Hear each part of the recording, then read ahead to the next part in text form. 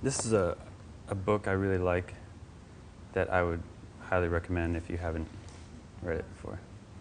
It's The War of Art, Stephen Pressfield. Talks about this idea of resistance with a capital R, which is fear of, in a very basic sense, of fear of doing your work. Doing the thing that you know that you need to do, sort of, in this life. Yeah? I have that. Oh, you do? Okay. Do you have this book? I used to have that book and lost it, but I continue to have fear. Oh, okay. All right. I hear you. It perpetuates. I hear you. Yeah.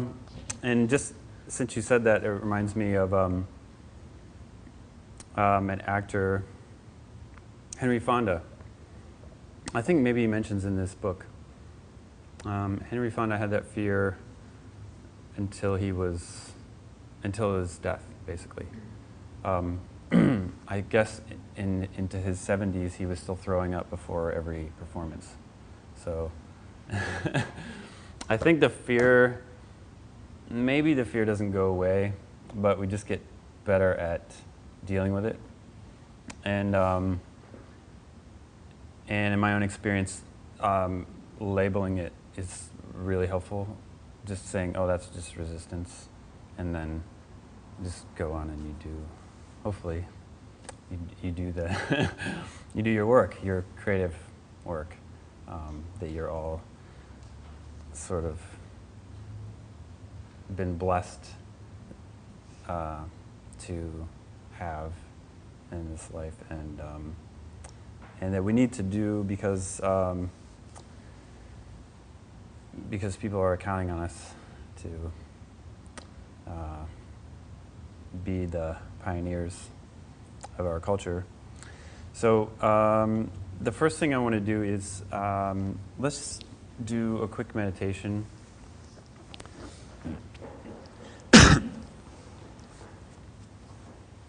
So just try to have a straight back and just relax as much as you can. And you can leave your eyes open or closed, doesn't matter.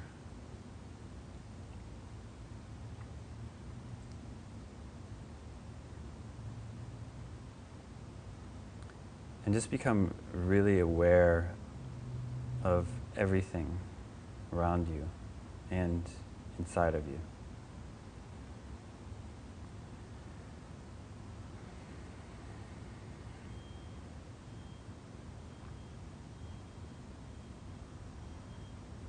Using all of your senses.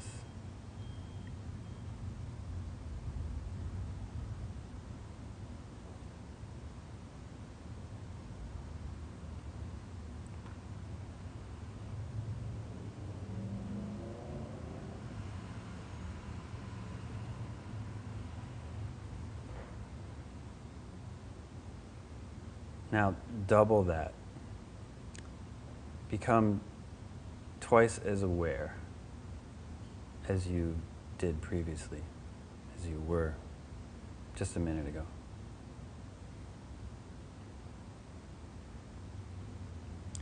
And stay completely relaxed.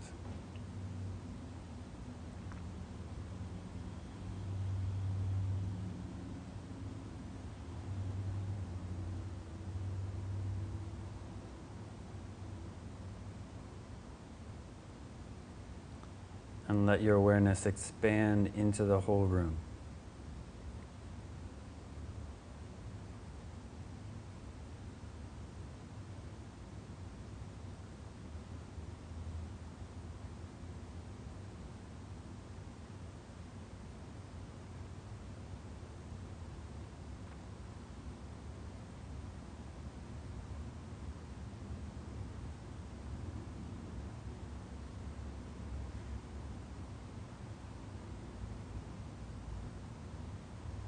And now become even more aware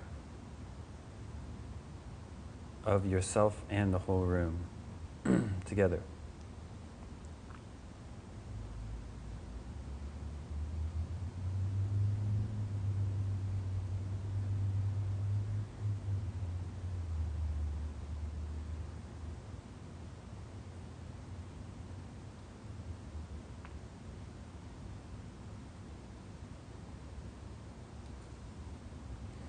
You're not thinking at all. You're just using your 5 senses.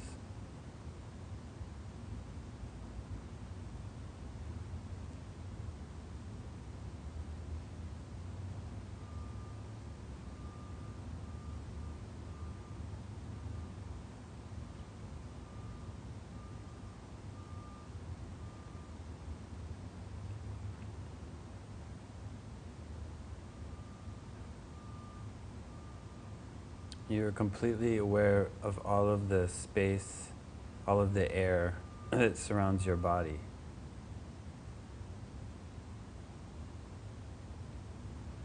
And the objects that surround you in the room.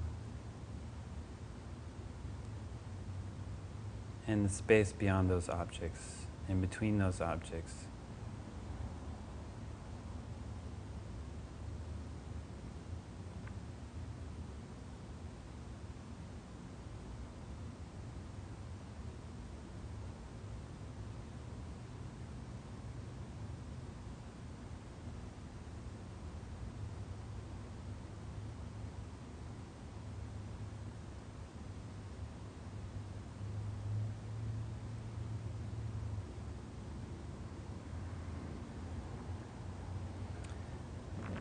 Now switch your awareness to a thought about something really good.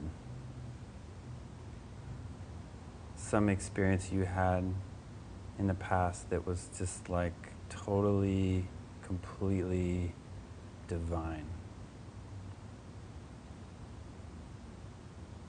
And think about that.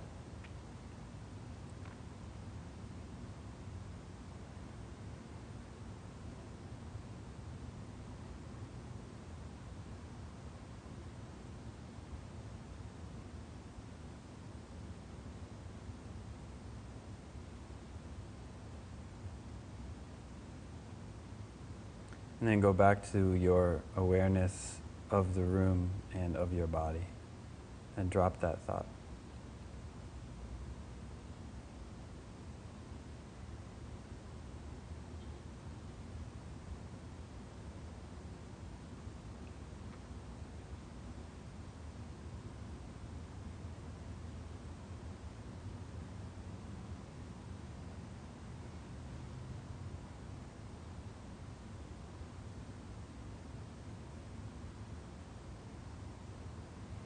And think of that thought again.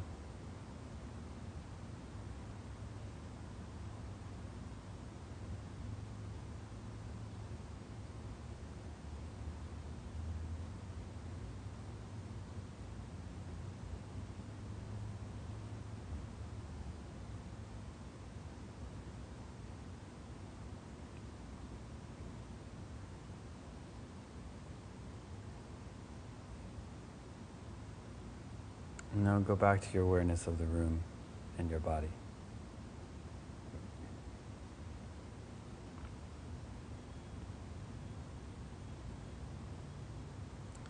And then try to think that thought while being aware of everything in the room.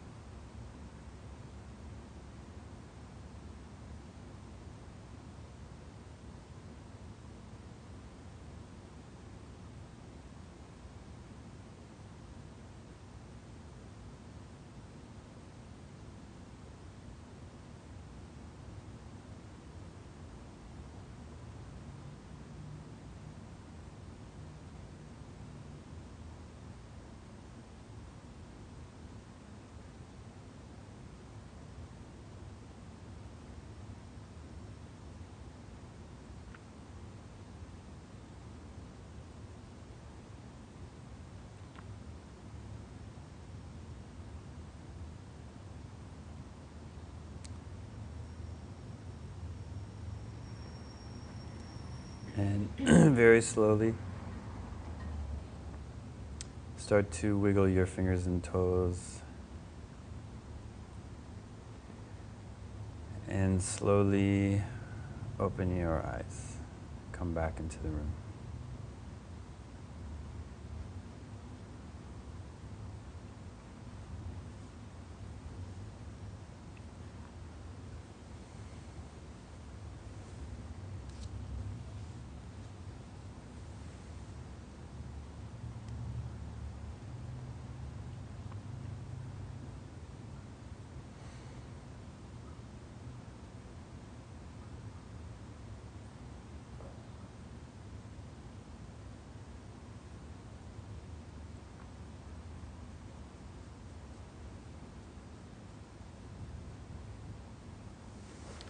Can you have an awareness of your body and have a thought at the same time?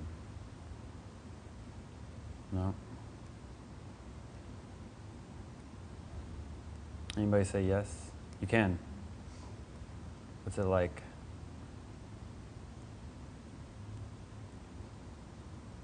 It's definitely distracted and somewhat chaotic. The thought? Trying to do both. Oh, trying to do both. It's hard, right? Extremely. Yeah. And I think the experience of both is dull, Mm-hmm. so they're not completely authentic, either one of them. Mm-hmm. Yeah. They can occur at the whole state simultaneously. Okay. Anyone else? I think that you can get really close, but you can only have one thought in your mind or one thing that you're focused on at the same time. So you can be like switching back and forth really fast, and it might seem like it's at the same time. Yeah. But that ultimately is just milliseconds. Right. Problem. Got it. Yeah. It's interesting what Buddhism teaches on this subject. They say that your reality happens at about 64 sort of frames per finger snap. So I don't know if it's possible for us to actually like consciously try to flip back and forth that fast, but I noticed also that it's really difficult to try to do both together.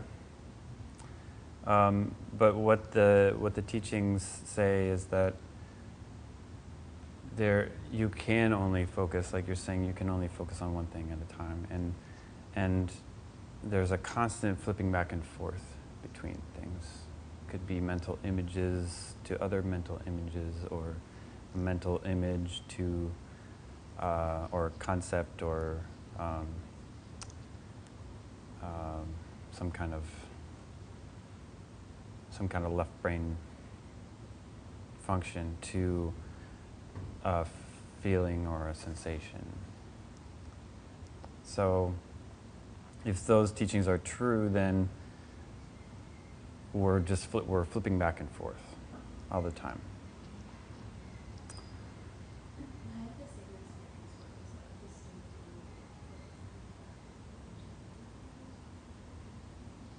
like Distinctly flipping back and forth? Okay. Right. Right. Right, yeah. So it seems like, yeah. I think that the mind sort of confuses itself when you try to do both. Right. Chaos ensues. Two things fighting for attention or something like that. So it's interesting just to see how the mind works and how your reality comes about.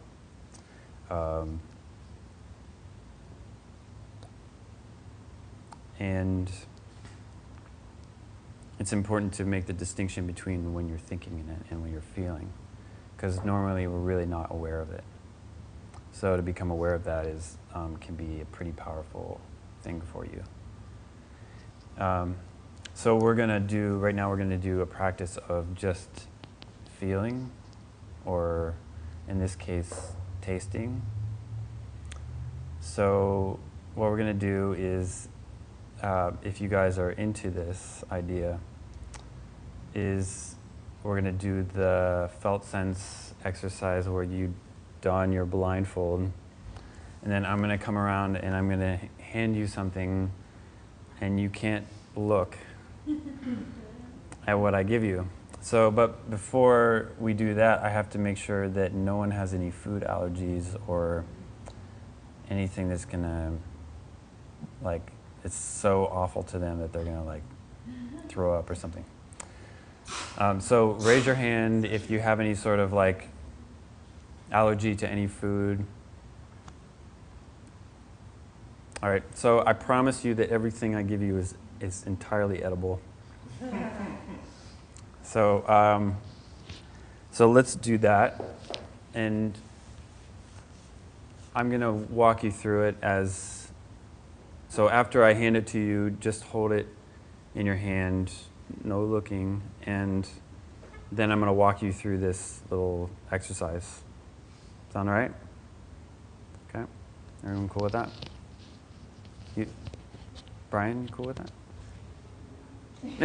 Okay, you're looking at me like a little bit funny, like I don't know what you're thinking. It's kind of like, Got a sheen happening. yeah. What is he gonna do with me? Are you scared? No. Okay, good. Don't be scared. All right. So I'll be right back as you don your blindfolds.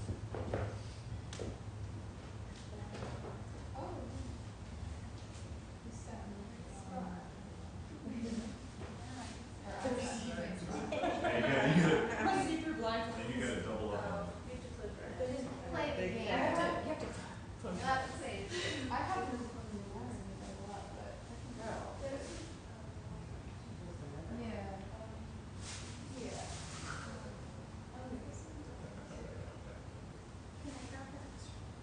Anybody wants to double up?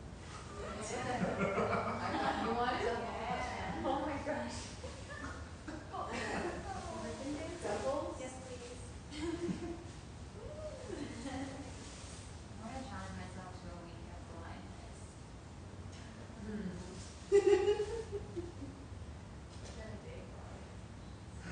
Maybe I should start doing it. Why?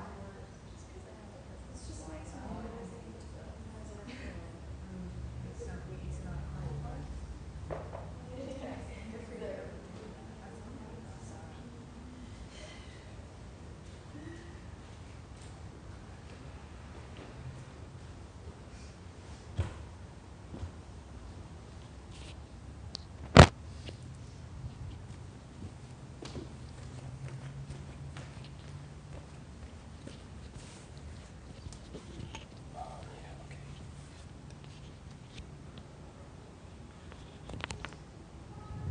Thanks.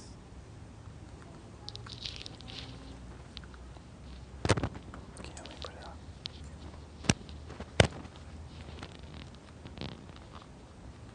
Thank you.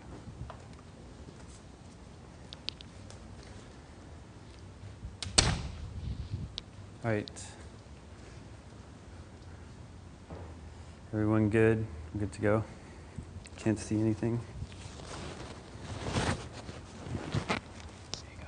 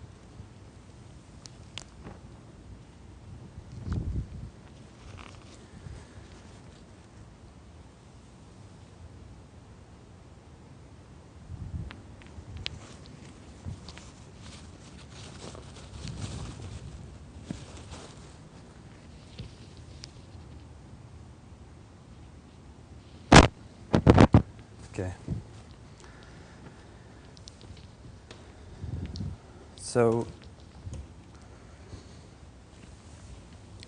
remembering that we're only going to use our sense of taste and actually sense of smell and touch, actually, in this exercise, I want you to open your napkin and grab your mystery food item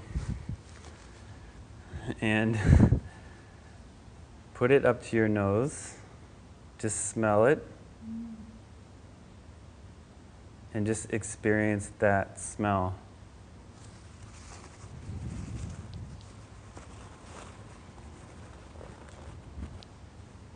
So just sit with that.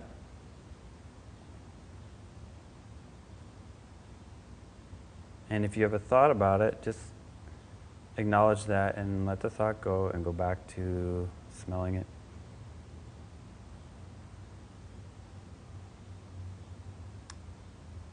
And then you can like press it against your face if you want. You can like put it, like press it on your lips. Feel it. What does it feel like? And just like savor the experience of it, what it feels like. If you get it all over your face, that's okay. We'll wipe it off afterward. And then just like kind of touch your tongue to it. Just like barely kind of touch your tongue to it. and then maybe just like bite off a little bit.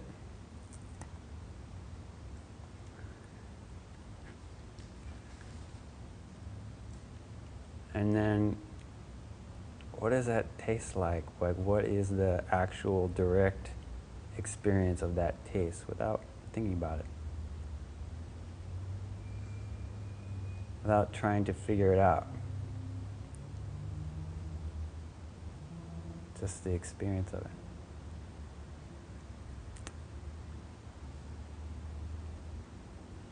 And just kind of like roll it around in your mouth, and you can swallow it if you want. If you don't want to swallow it, you can spit it out in your napkin.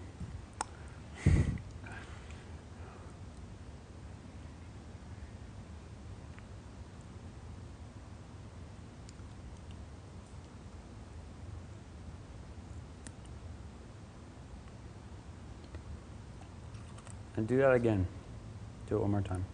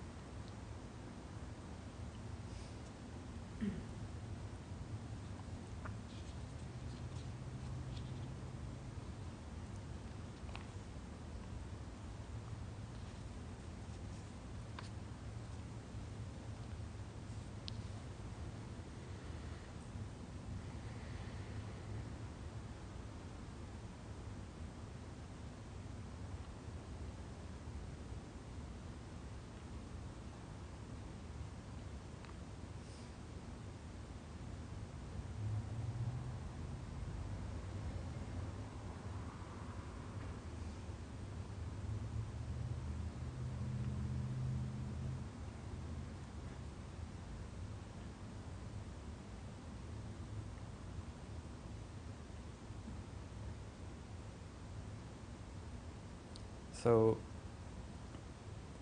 if you want, you can take your blindfold off, or if you still want to, Brian, you're like totally into it. I don't want to interrupt you. You're so into there, man. It's awesome.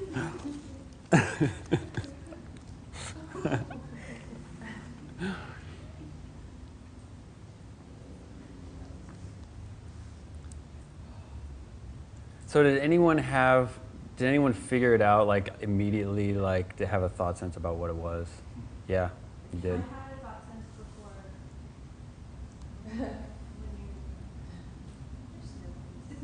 before. Oh, it's your intuition. Okay, all right. All right, well.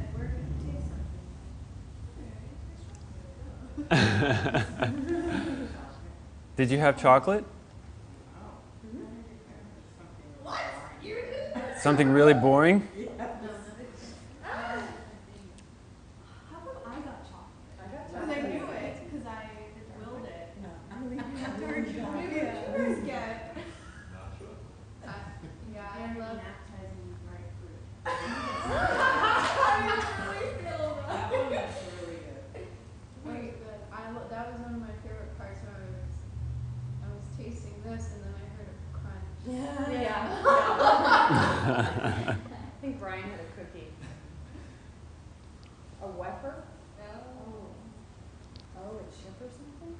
Acorn squash. I think it's dried acorn squash. Yeah, I think you're right. Wow.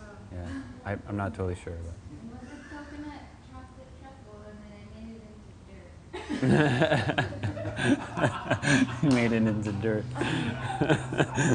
Wait, I'm like shocked that not everyone. I was so convinced. I was so convinced. Was yours the super dark chocolate? Yes, it was very dark. Very dark. Tastes like, yeah, I was intrigued. Yeah.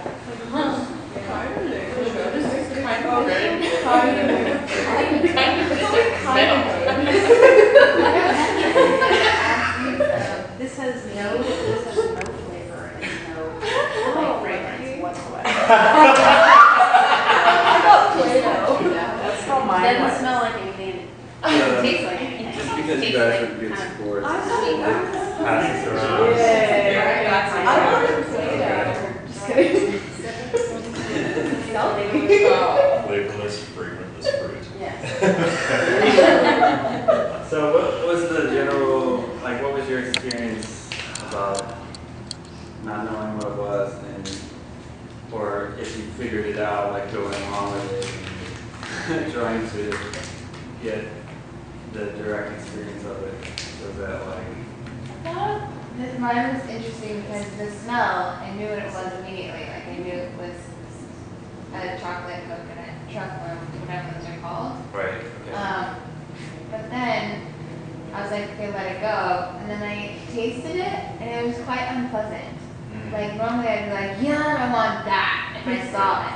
Right. And it's kind of like this visual agreement that like sweets are good. Right. And then I put it in my mouth, and it was like gritty and coarse and slightly sweet, but like it was like getting stuck in my teeth, and like it literally was like dirt. And then I was like, okay, that's another thought, let it go. And then I was like, this just isn't pleasant.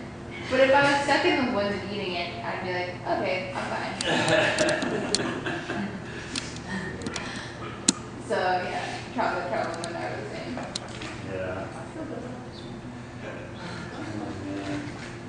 I was not only like already like foreseeing my own thoughts about it, but everyone else's, and everyone else was also eating chocolate.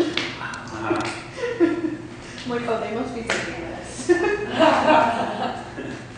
So, did you experience it as chocolate, like when you bit into it? Because it's not. I mean, it's not sweetened chocolate. It's totally baking chocolate. It's not. I like eating. So was there any kind of shock to your system, like to your mind, that it wasn't like sweet chocolate? I think I like appreciated the texture more. Yeah. Or was at least conscious to the texture, where it was like, it was like kind of fun. It's like nice, like glittery.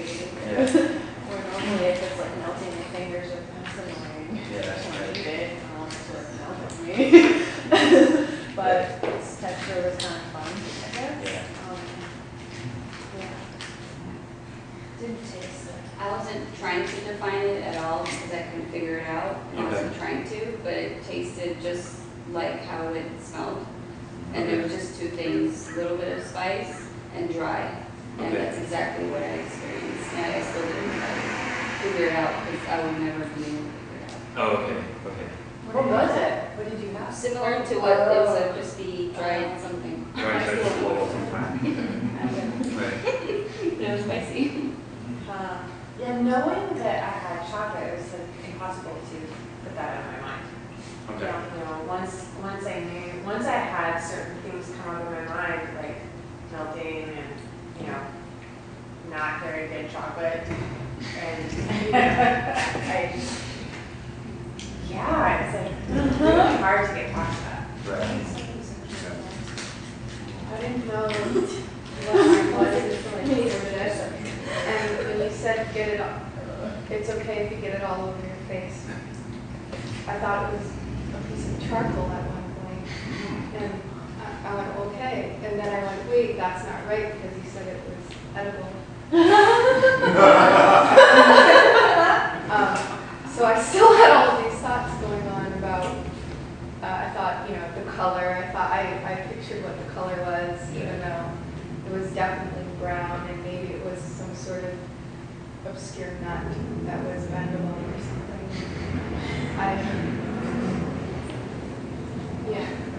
It was. Cool. So there's a lot of like different thoughts coming up, and then going back to the feeling, taste of it, right? And then other thoughts coming up, and then thoughts about the former thoughts being incorrect or correct or whatever. But this kind of like just going back and forth, right? I just kind of thought about myself like, okay, I don't have my eyes, so what does this smell like? And then I thought about me smelling, and then I thought about me like I was kind of laughing because it was like funny to picture myself like without eyes and just using like my taste, and I could hear the crunch. So I was like focusing on those like details that I wouldn't normally focus on if I'm looking at it, but I was actually smelling and thinking about just the smell, or like thinking about just what it feels like, rather than all of the senses combined when you're actually eating something. Right. So it was kind of interesting. Yeah, singling out the different senses. Something else that happened too is I started to get into my preferences. Like after figuring out what it was, I was like, okay, this isn't for tasting. And then I was like, it smells cool, but this isn't for smelling. And then I was like, this is for playing and touching. And I was like, I enjoy this the best. Awesome. Which was really Awesome. You figured out Yeah. the relationship. Yeah, my relationship with it, yeah. It's cool. It's also even as it, I guess, pertains to details of like how I wouldn't normally experience how it tastes differently and differently. Like under my tongue, it tasted cold, which isn't a taste, but like just experiencing like more intimacy, I guess, with that sense. Right. Cool. Yeah, intimacy. I like that word. When we're having a direct experience with something, it's like intimacy. It's like sort of losing ourselves and like integrating with that thing in a very personal and intimate way.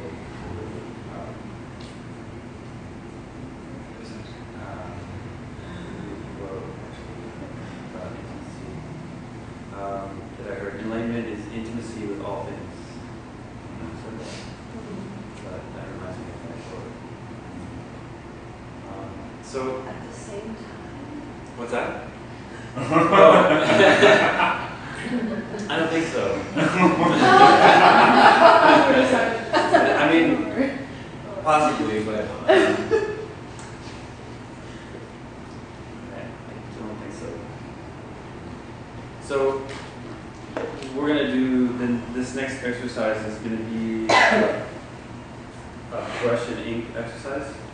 So you wanna help me get the ink? You wanna maybe we can mix up a batch of ink and a little bit of water so it's not too thick. Yeah. And I'll hand out the sheet. Oh, seriously?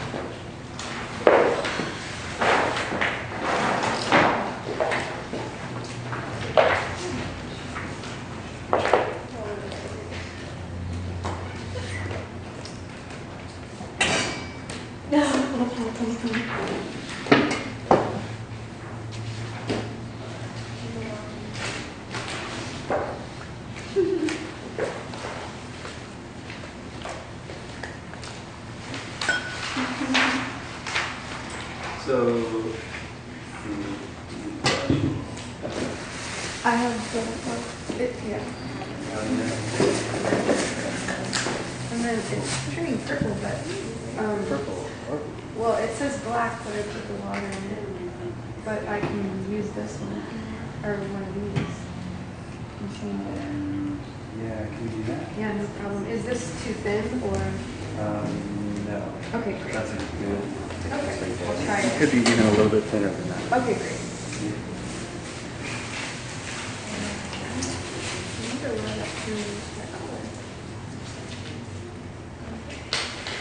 Yeah, this is definitely. Yeah, that's so weird.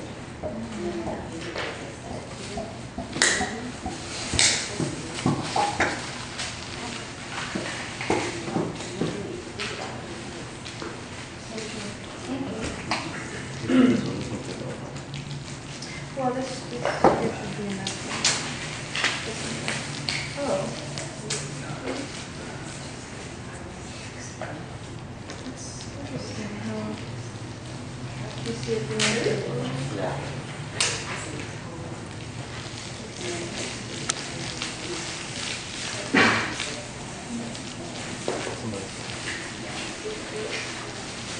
Well, I think this is good because it can clean out. I mean, that's as black as it's going to get. You're gonna get to draw where? Not right now. Maybe Today? later. I'm gonna have to save it for tomorrow. Are you gonna be here tomorrow? Okay. So I'll just put a little, Douglas, I'll just put a little bit in one of those, these things for everyone. Is that true? Yeah, perfect. Okay. Thank you. You know what, I'll just pass them off as you do that. Yeah, it was jet black, and then when I add the water, it turns a little bit. Oh, the other one did? Not as much, but Oh my God. I don't know. It was black, and then. That'll work. That's what I think.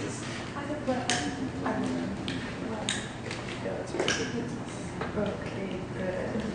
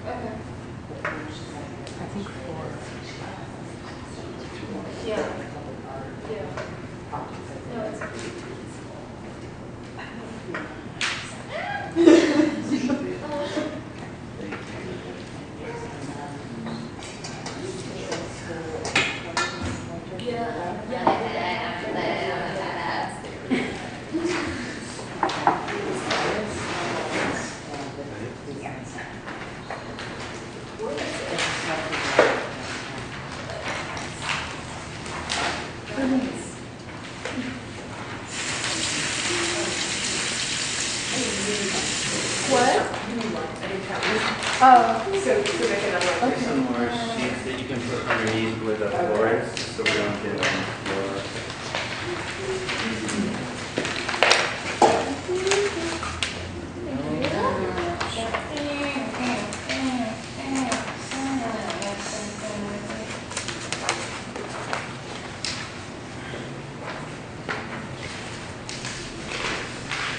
Put underneath, so we don't get it all over the place.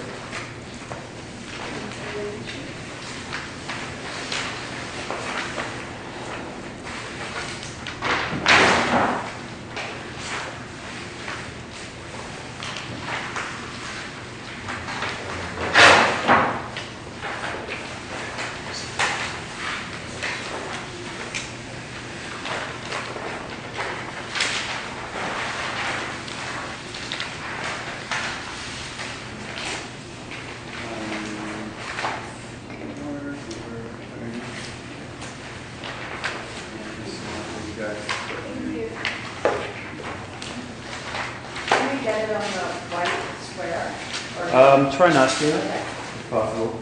That's for tomorrow. It has to remain a white square for the next spot, but you know, whatever.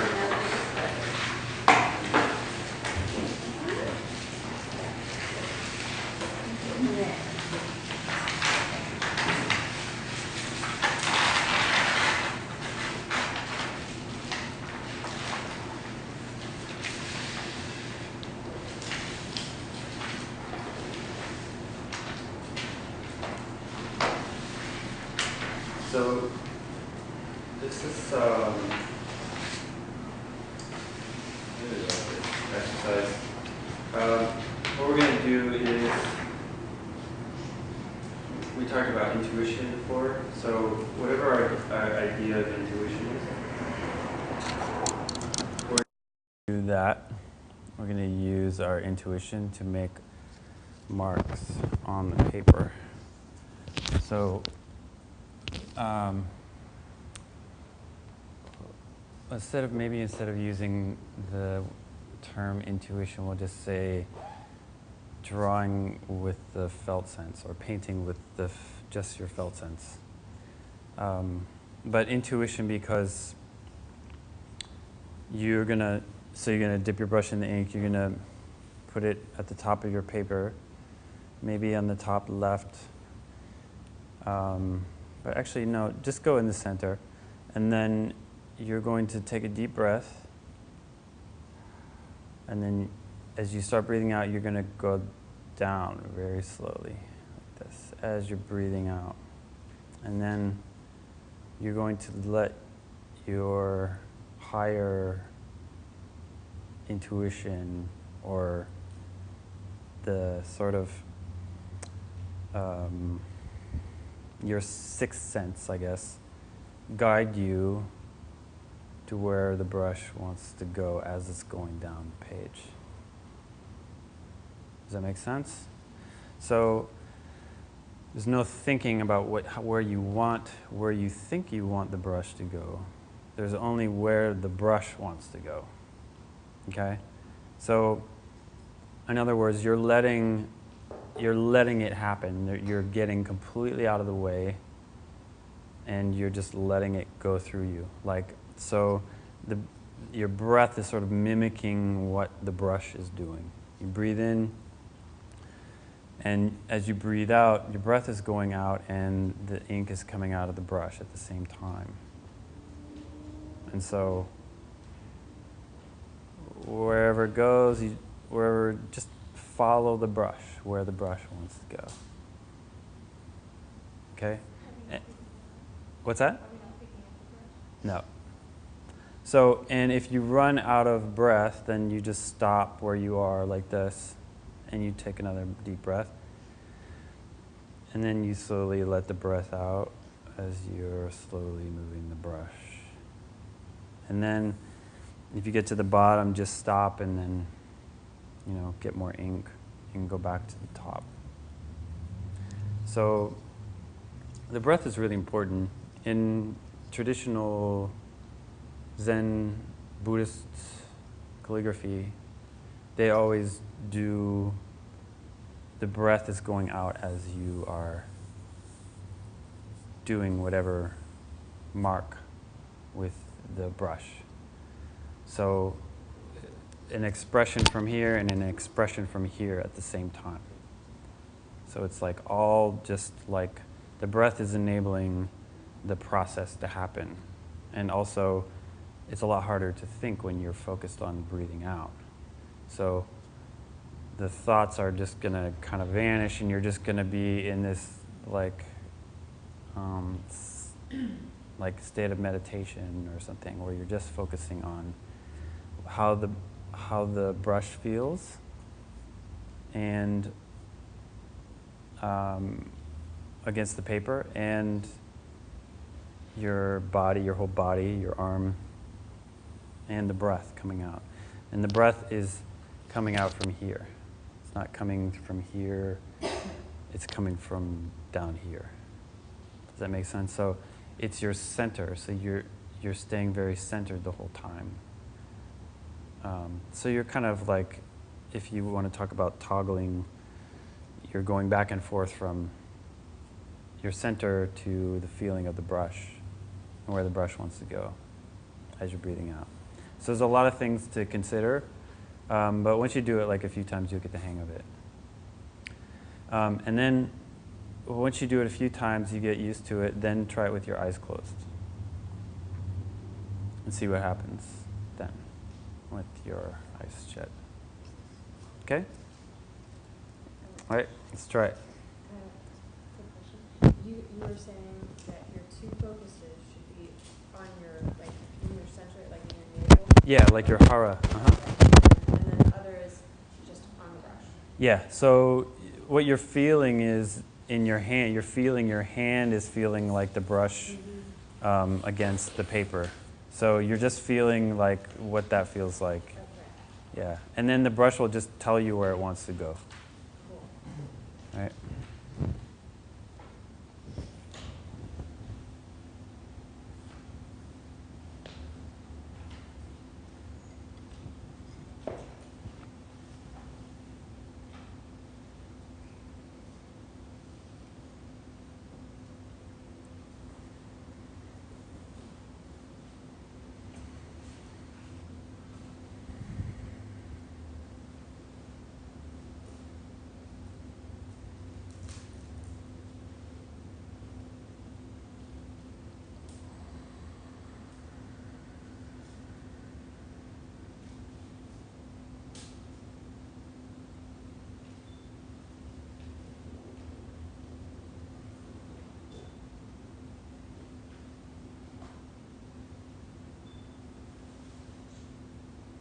Do the first one kind of slow, and then you can speed it up on the second one.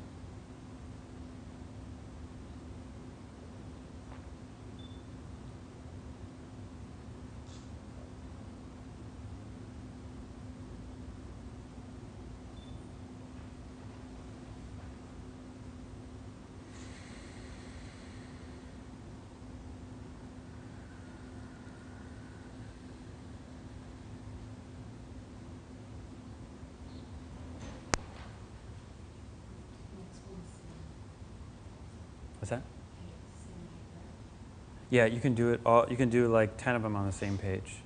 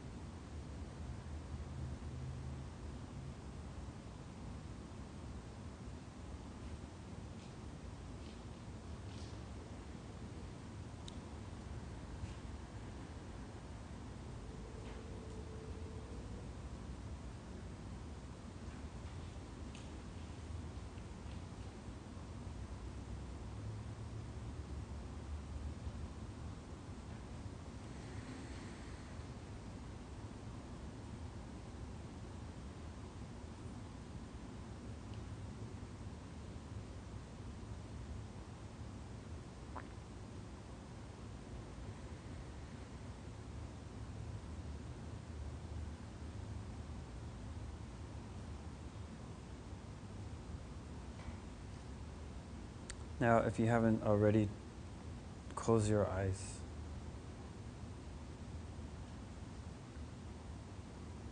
And just let the brush go where it wants to go, hopefully on the paper.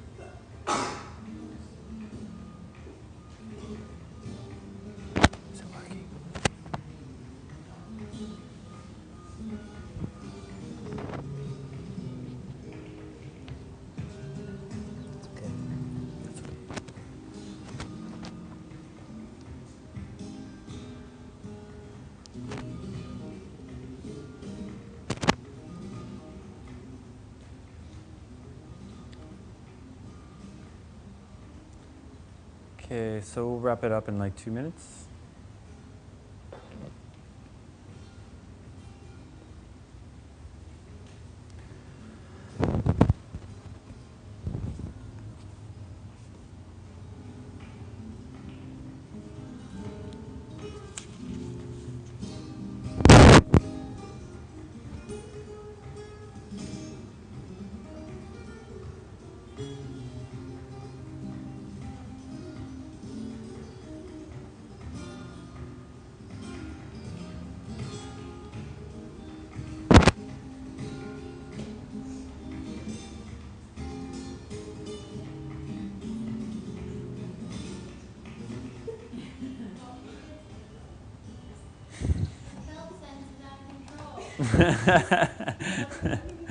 Control your felt senses.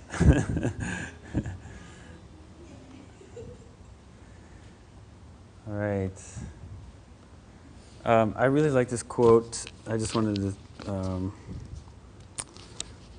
recite this quote by Trungpa Rinpoche. There's such a thing as unconditional expression that does not come from self or other. It manifests out of nowhere like mushrooms in a meadow, like hailstones, like thunder showers. I really like that quote.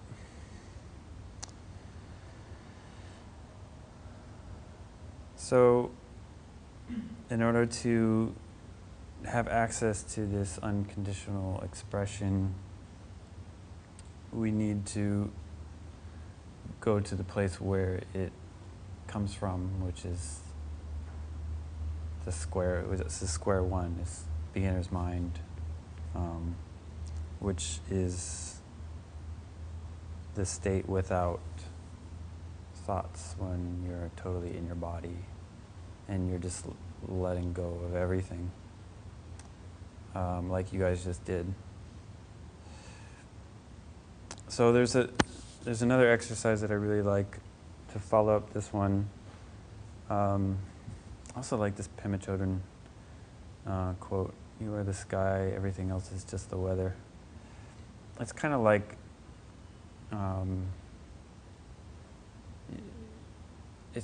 being the sky, is being space when you're in this mode of flow.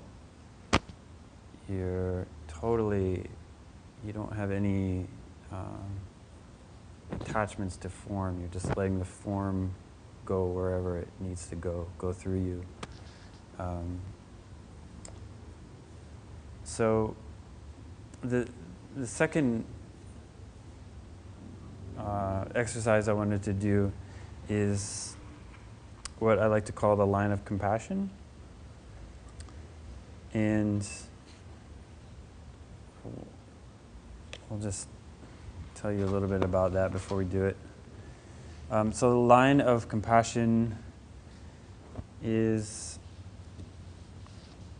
a similar process. In this case, we're going to inform the felt sense with a thought sense. So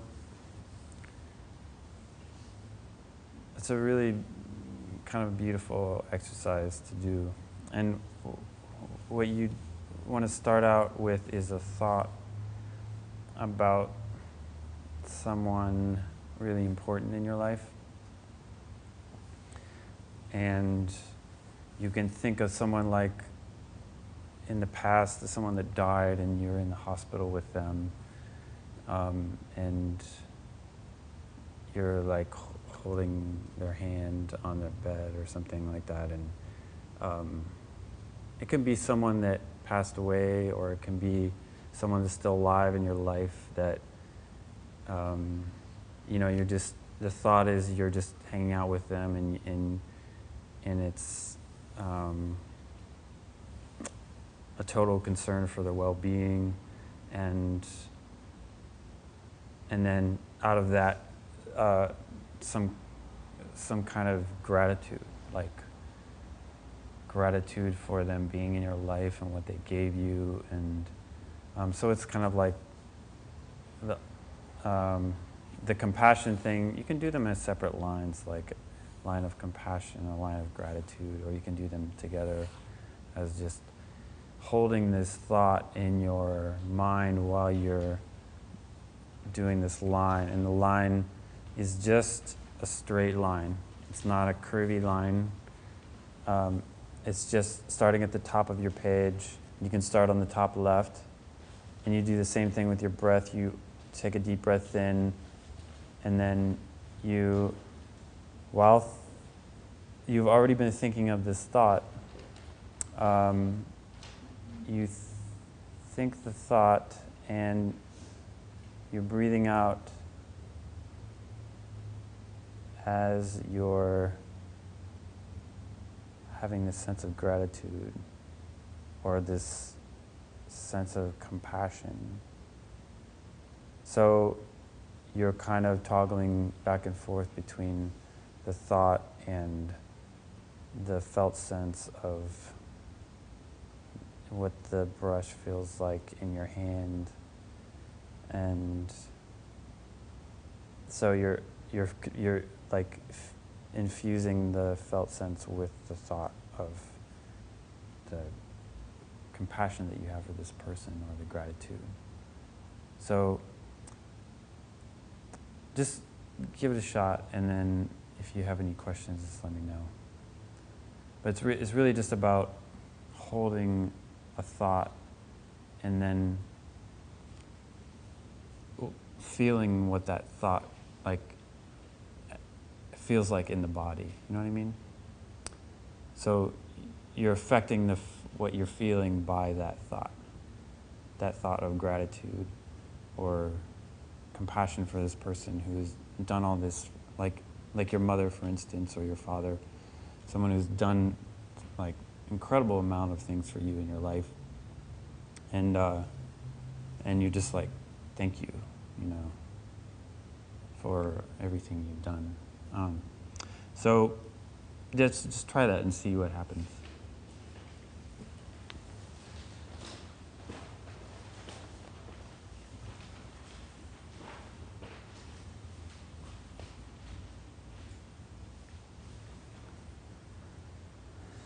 And if you need any more ink, let me know.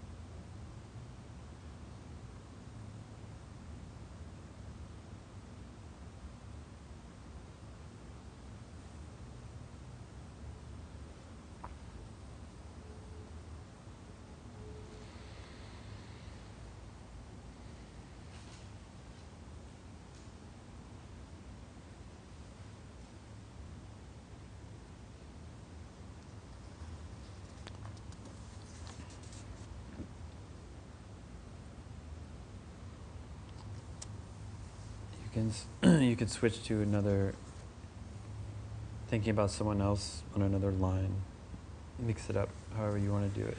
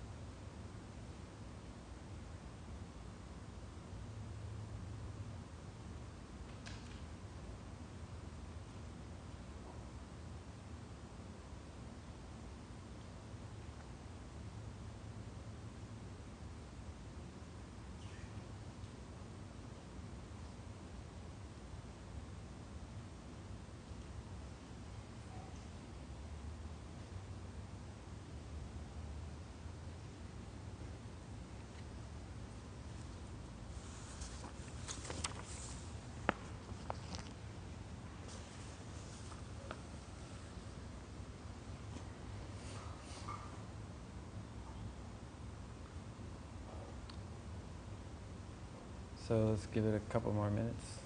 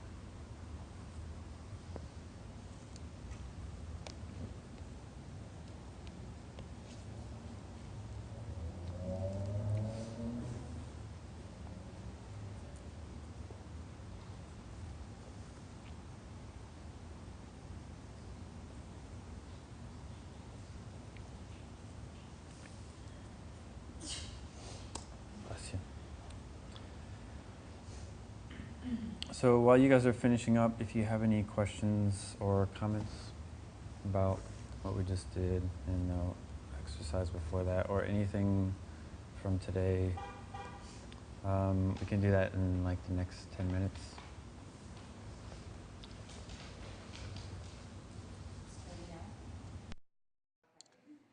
I found out of sort of all the different meditative exercises we've done, this would be the easiest for me to drop into, and I think it has to do with the idea of connecting breath to a creative action or physical expression. The first exercise especially, I was able to really surrender and just being able to remember what you said about collecting the breath once we run out, taking our time, and just having that task to focus on was very relaxing and what's the word I'm looking for? I guess I felt most in the moment, in my body as opposed to my thoughts.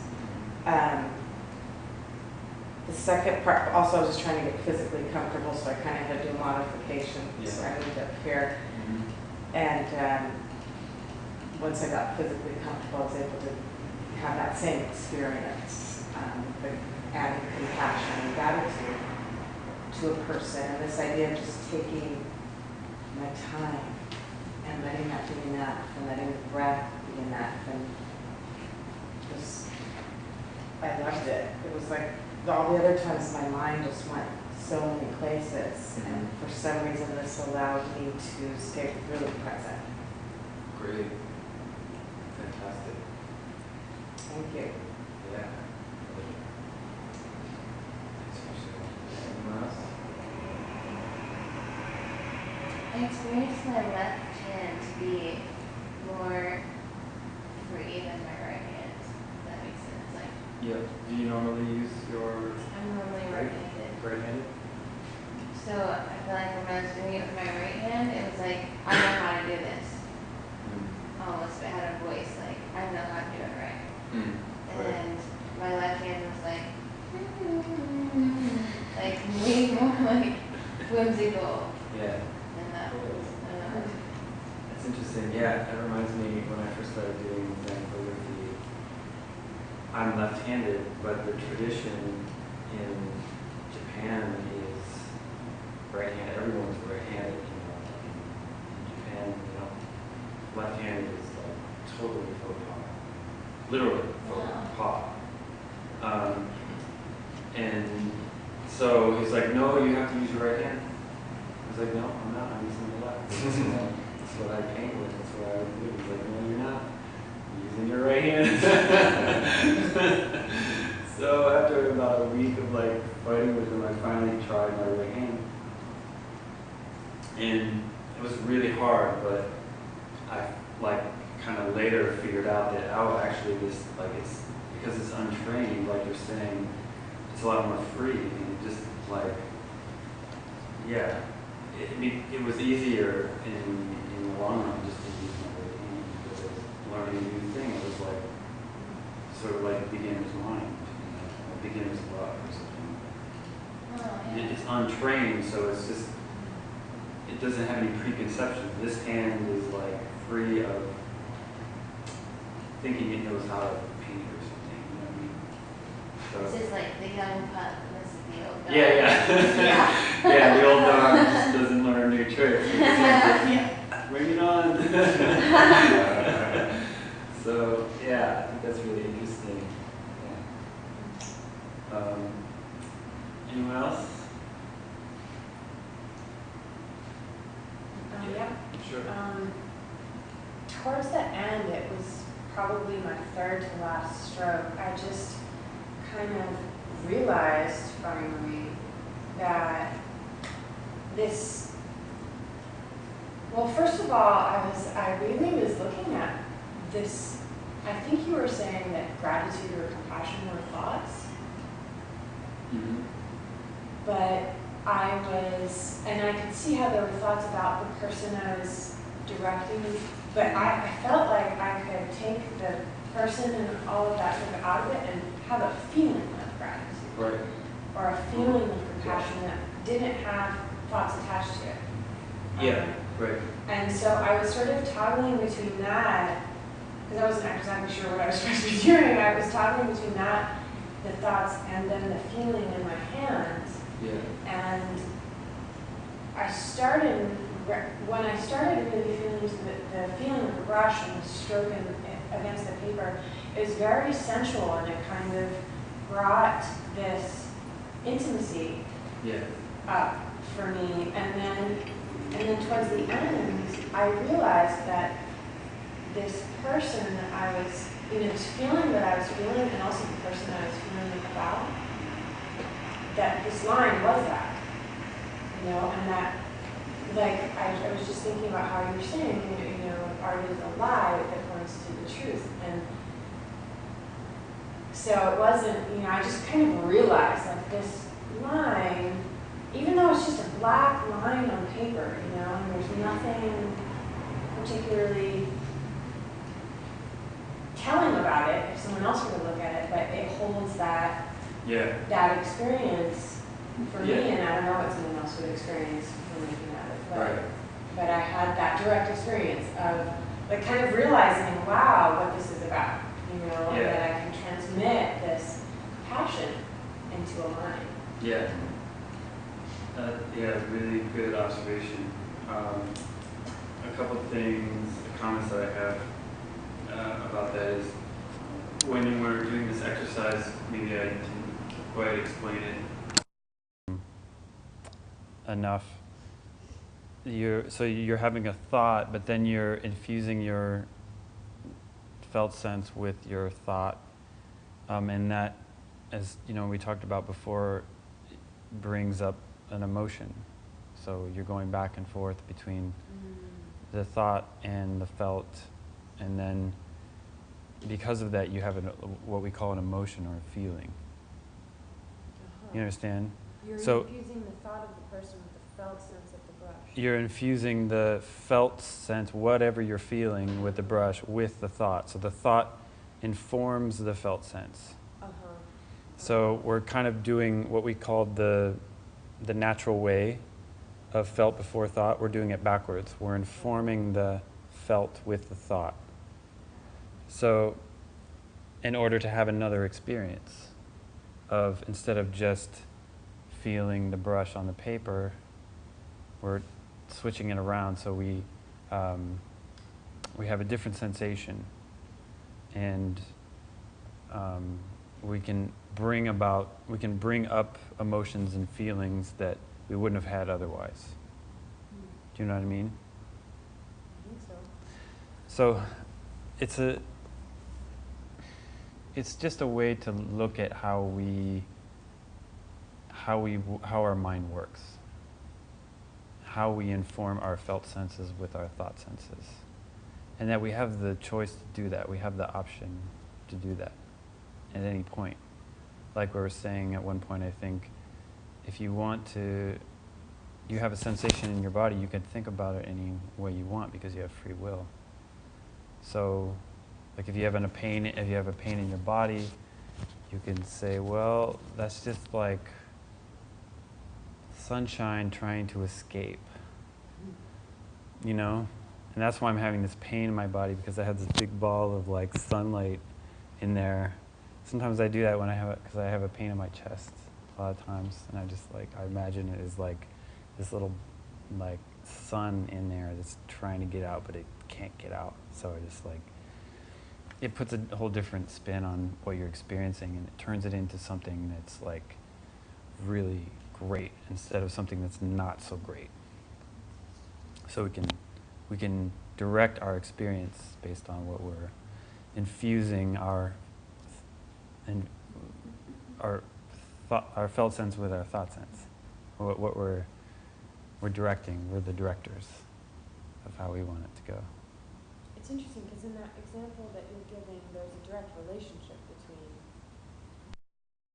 the feeling we're feeling and this thought of the sun bursting out, but there doesn't seem to be a direct relationship between your breath and the person I was thinking about. There's not a direct relationship? Yeah. Okay. Or at least that's how it seems to me. Okay. So it was, to infuse this wooden brush and paint with this feeling of or this thought of this person suffering seemed really kind of random or like nothing wrong with it, but it's almost like an inanimate object, you know, infusing it with a thought. Yeah. Yeah, I know what you mean. It is sort of random. It's sort of like learning how to do alchemy. Like we're alchemizing our thoughts. We're transforming something. We're actually just like giving birth to something from the thought that we had. We're manifesting. It's a perfect example of how we manifest. We have a thought, and then it comes out into the world. And we're actually physically making that thought come onto the paper. And so the other thing I wanted to say is, you know, in some of the Zen traditions, the monks will do they'll do like a series of like these pictographs, you know, the kanji pictographs, and then their guru will, you know, hold it up and look at it and say, oh, you're thinking this today, you know, like your mind is crazy today, or your practice is going wrong. They can look at the line. It's happened to me before. They look at the line and they can tell your state of mind. This is really interesting. I was thinking about that as I was doing this, and I was like, oh God, what are they going to think about me? Yeah, I've had that before.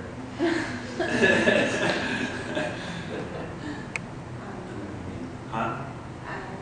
I wanted to add that I personally really enjoyed the first portion of the exercise just because I guess it's really counter to my art process, which is so caught in the world of like judgment. And like I feel like it's so controlled and like in design it's like the tiny little like spacing between like each like letter is like I get like really OCD about it, and so I like don't paint because I'm like I can't do it because it's bad because I can't like, control things with it, and so I just don't do it. And so once I got completely off of that and I was just like not having to be responsible for the product, I was so into the process because it was like, oh, it's not me, it's just my brush. And my brush wants to be an explorer right now. And then it was a dancer, and then it was an ice skater, and then it was like, so, and then It was just good because it was just like, I'm like the vessel for my brush to do things, and I'm just gonna let it do what it wants to do. And it was really refreshing, a really different experience from what I'm used to in the creative process. Oh, great. Yeah, it takes a lot of the pressure off, right? Yeah, definitely. Because it's not, you're relinquishing yourself. So it's Yeah. not you that's created, it's just a creation that's happening. It's unconditional expression that doesn't come from self or other, but it manifests out of nowhere. So, yeah, that's pretty cool. Anybody else? I experienced in both of them in different ways the relationship between space and form. In the first one, because of the freedom, everything felt spacious. And then, I was adding form. I don't really have anything else to say other than that felt really good. The spaciousness of the experience of letting the intuition guide me on breath. Right. The second one, I agree with Jenny about intimacy and Christina about the action of doing a straight line down this page with a thought. It helped this, had this sense of focus that created a space to have that intimacy and to have that relationship, which, a lot of times in meditation can be very, very hard. And so, yeah, that's all. But I thought it was really cool. Great. Yeah. Oh, good. I'm glad. Yeah. The art, like the creative working with medium, is really good for focus because we actually have something really tangible to focus on. When we're doing sitting meditation, it can be a lot harder because it might just be breath or it might be, one image that we're trying to hold, which is not a physical thing. We're not used to doing that really so much, but with physical medium. That's why the practice is, in my opinion, so powerful, is that because there is this tangible thing that we can focus on, then our mind just goes right to it, and it's a lot easier to focus. So, yeah. Anybody else? Yeah, I had a very similar, well, I should say, the opportunity it presented with space was really what was so striking to me, because when focusing on compassion, I often found that I was trailing behind the brush, and I was really looking at what was going on. It almost looked like looking back in the past of what was trailing behind the brush, which was then making me think about so much of compassion for me involves listening, because that's what's happening is it's like someone is expressing something to you, and to the degree in which you're listening is how much potential help you can be. But if you don't hear what it is that they're trying to express to you, and that doesn't necessarily have to be in words, then the compassion can follow, so like the brush can follow. But then when it came to gratitude, I found that I was looking in front of the brush in the open space. And that was awesome, because it also made me feel like gratitude really, it's so much about accepting what's happening. That, you know, so this was the thing, was like moving the brush along and looking at whatever open space was in front of it. It was really just accepting that open space as I'm moving through it. And so that kind of gave this like deepening experience of what gratitude was. And then there was the moments where, you know, it was where the thinking and the feeling came into union, and I saw the whole canvas. You know, and those only kind of popped every once in a while, where I wasn't behind it, I wasn't in front of it, and I saw the whole thing. And so there was this kind of, you know, observer mind that really kind of took over in that moment. It was just like, oh, there's clarity.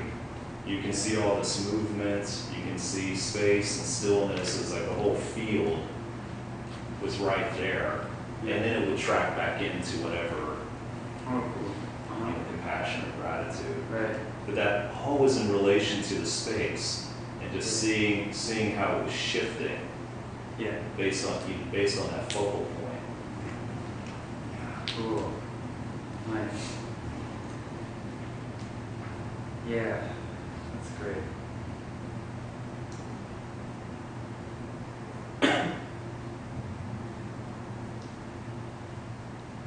Anybody else? Any questions about what we talked about today? About anything? No? I was wondering about, when you said stick to your medium, do you mean choose a medium and only do that? Or like, you know, because I like doing a lot of different things.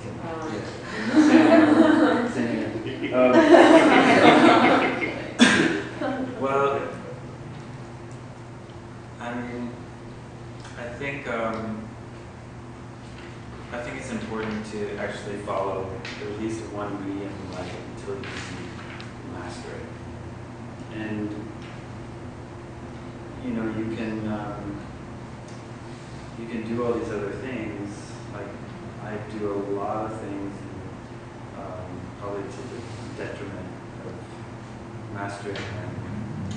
So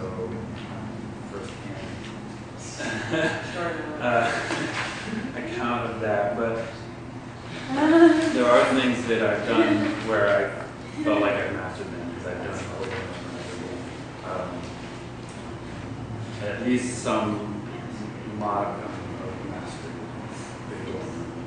And what I realized is like what we were talking about earlier, technical mastery, there's really something to that. Because you become so comfortable with the medium. The more comfortable you are, like some of us are struggling with this exercise, especially the compassion exercise, because we're trying to hold this idea and this feeling, and we're trying to be aware of what we're doing at the same time. So, but the more we do it, more and more, the easier it gets. And then you just keep going, even when it gets easy, you keep going in, doing it then, and it just gets deeper and deeper and deeper. It's like, it's the same with meditation practice. If you have, if you keep switching practices, then it's really difficult to get deep a lot of times. Because you're trying something new and you're not used to it yet, so you have to do more learning. There's more learning involved, so there's more struggle. But once the struggle is not there anymore, you're just boom, you're in the flow, and you can get deep into it really quickly, and then you're that much more. Your practice is expanded that much more, and you're able to do a lot more and affect a lot more. I mean, basically then it's like an experienced artist is going to be able to, I mean, can a beginner artist, graphic artist even access that flow? Well, I guess it depends on the person, but you know, there is this sort of beginner's mind thing where you just get into something and you're like, that's amazing, you know, and you do all this stuff. but then you'll hit obstacles, because then you're always going to come across things where you're trying to learn something. You realize, oh, I don't know that, and you try to learn that. So that can happen, yeah. You can get deep initially, but it's not going to last very long in my experience. But once you master something, then you know. Like, see, the thing about the beginner's mind is, it's, it can be very profound, but you know that you don't know how to work with this. So that's where you get hung up. And so when we become a master of something, then we know that we know. And then it's just like, at any point you can just pick it up and do it and get into it. And it's like, it's way deeper.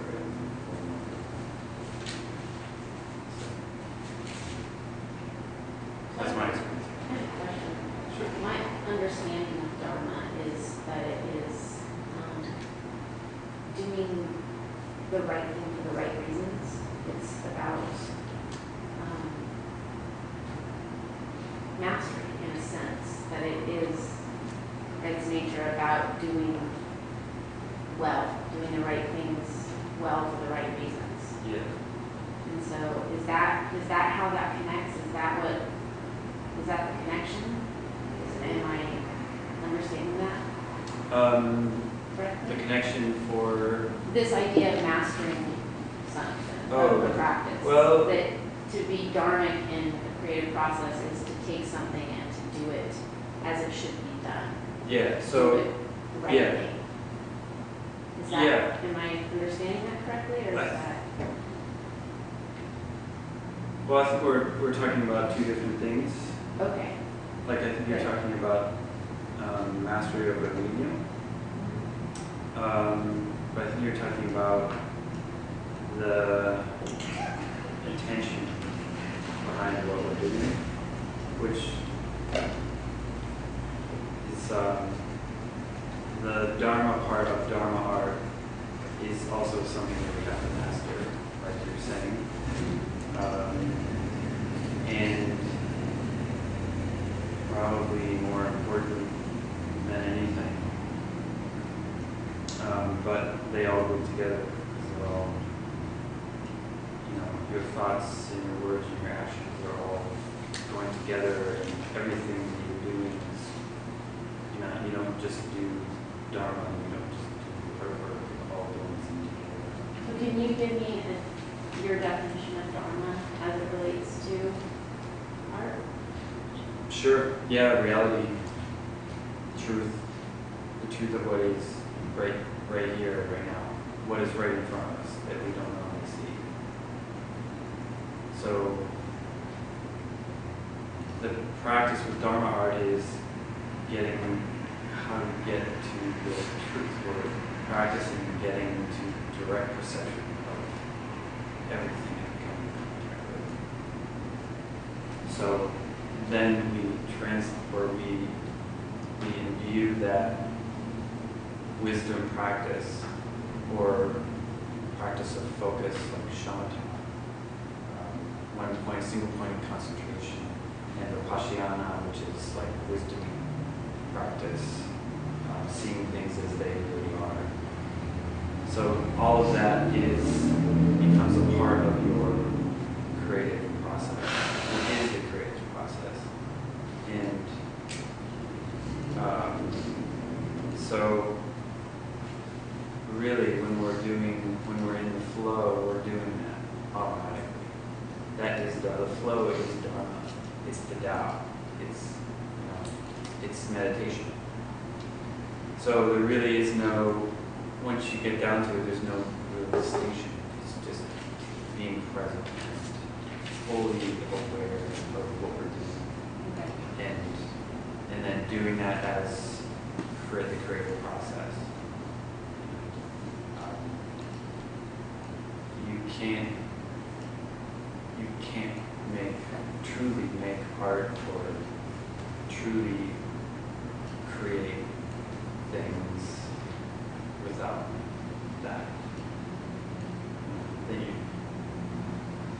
you don't have that, you're just working with concepts. You're trying to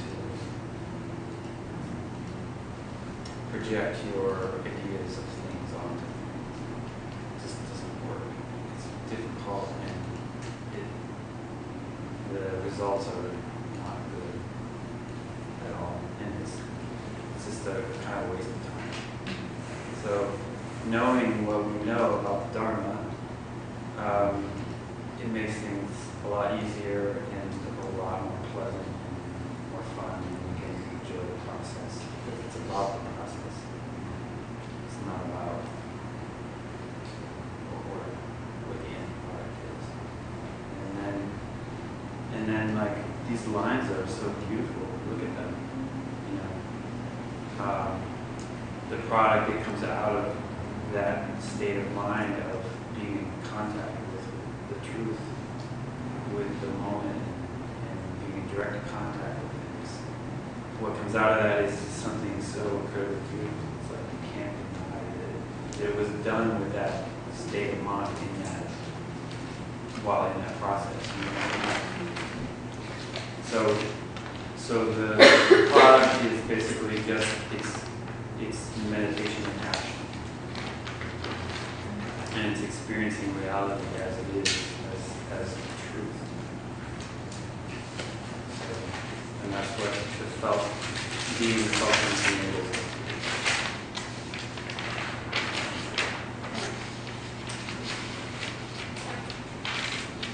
So, oh my God, it's almost 7 minutes. All right, so I wanted to show this video of Henri Cartier-Bresson. Suddenly everyone's French, and I don't know why.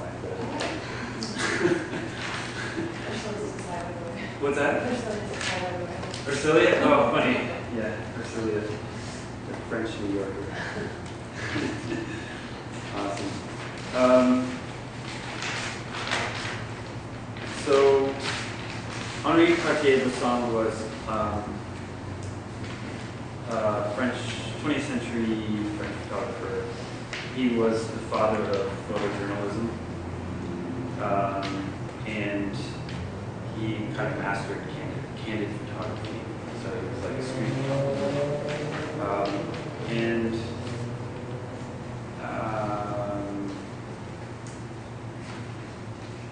He had a style that his style was coined the decisive moment. And he was a big influence on a lot of photographers that followed him. And he had a real grasp on what we call Dharma Art. So I think his point of view is really interesting, and I wanted to share this video. There's 3 parts to it. So if you guys want to watch this, it'll probably take till about almost an hour after. Is that what you guys?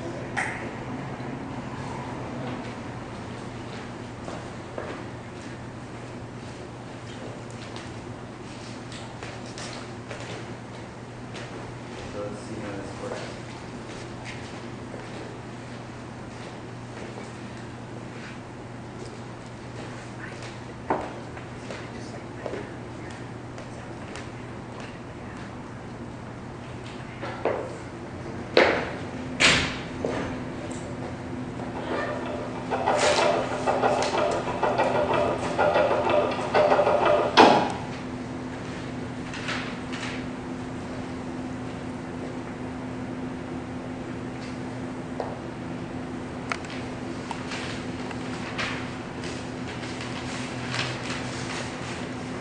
Test your traffic zone.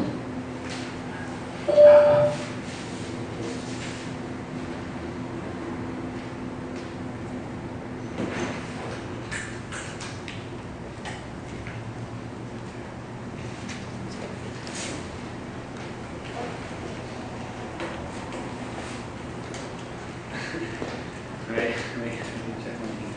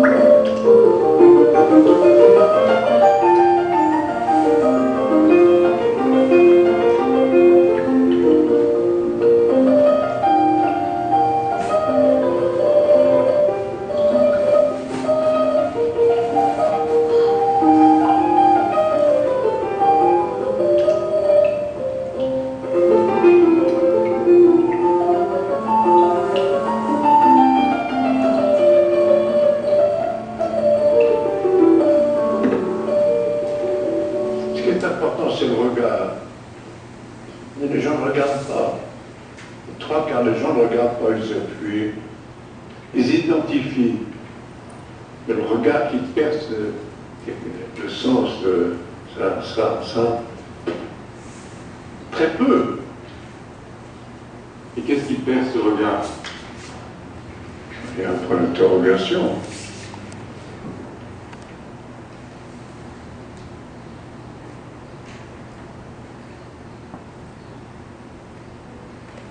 J'ai découpé des lettres dans l'école de Paris.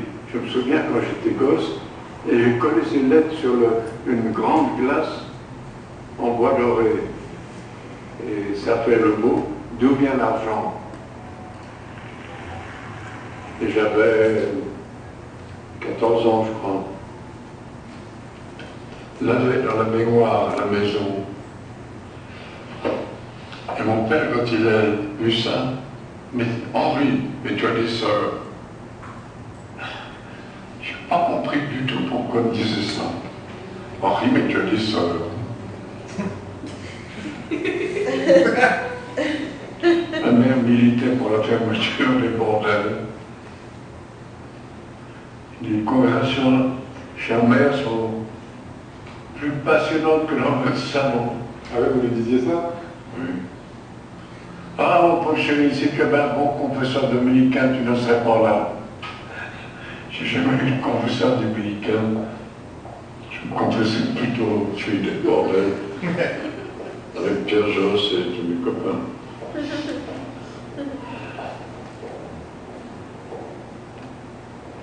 Et surtout, c'était des cathos de gauche. C'était pas des... Tu sais ce que c'est que les cathos de gauche? Non? Bon, ça existe encore, je pense.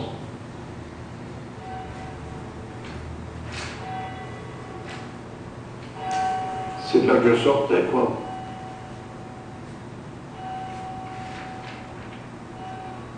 Puis je me suis tiré, j'étais en Afrique. On est dans un monde de privilégiés. Il ne faut pas gratter beaucoup et aller pas très loin pour voir la différence. On est bien fringué, bon.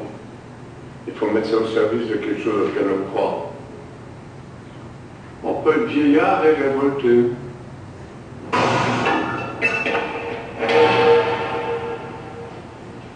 J'étais en touche. Chaque fois que j'ai été repris, on va m'évader. 2 fois, je crois.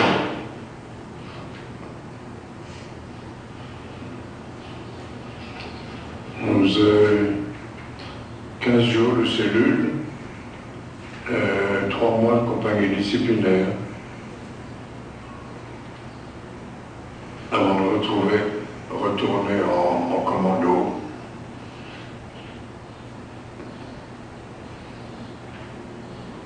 Je me sens toujours prisonnier évadé. Ouais.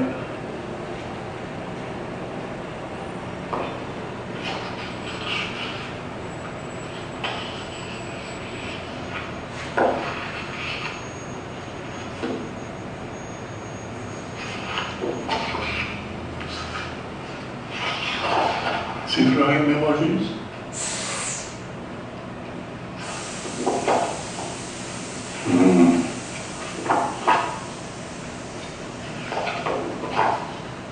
Faudrait que je retourne avec Souban à Floride.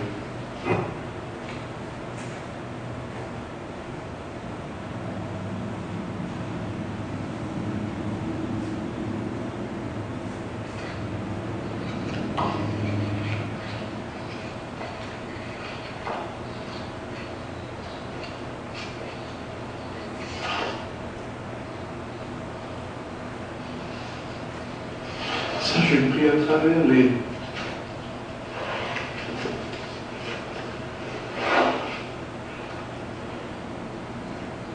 À travers les planches, j'ai juste passé l'appareil et j'ai rien vu. Pour ça, c'était un peu flou parce que les planches étaient comme ça et je passais tout juste l'objectif. Puis je regardais comme ça, et pas à travers le viseur, je ne pouvais rien voir. Et vous n'aviez pas vu l'homme qui sautait? Non.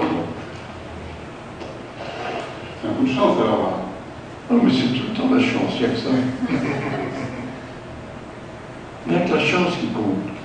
Il faut être disponible, c'est tout.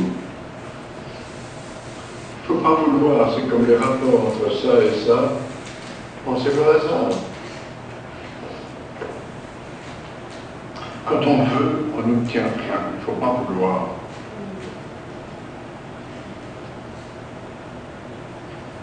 Il faut être disponible et puis ça vient.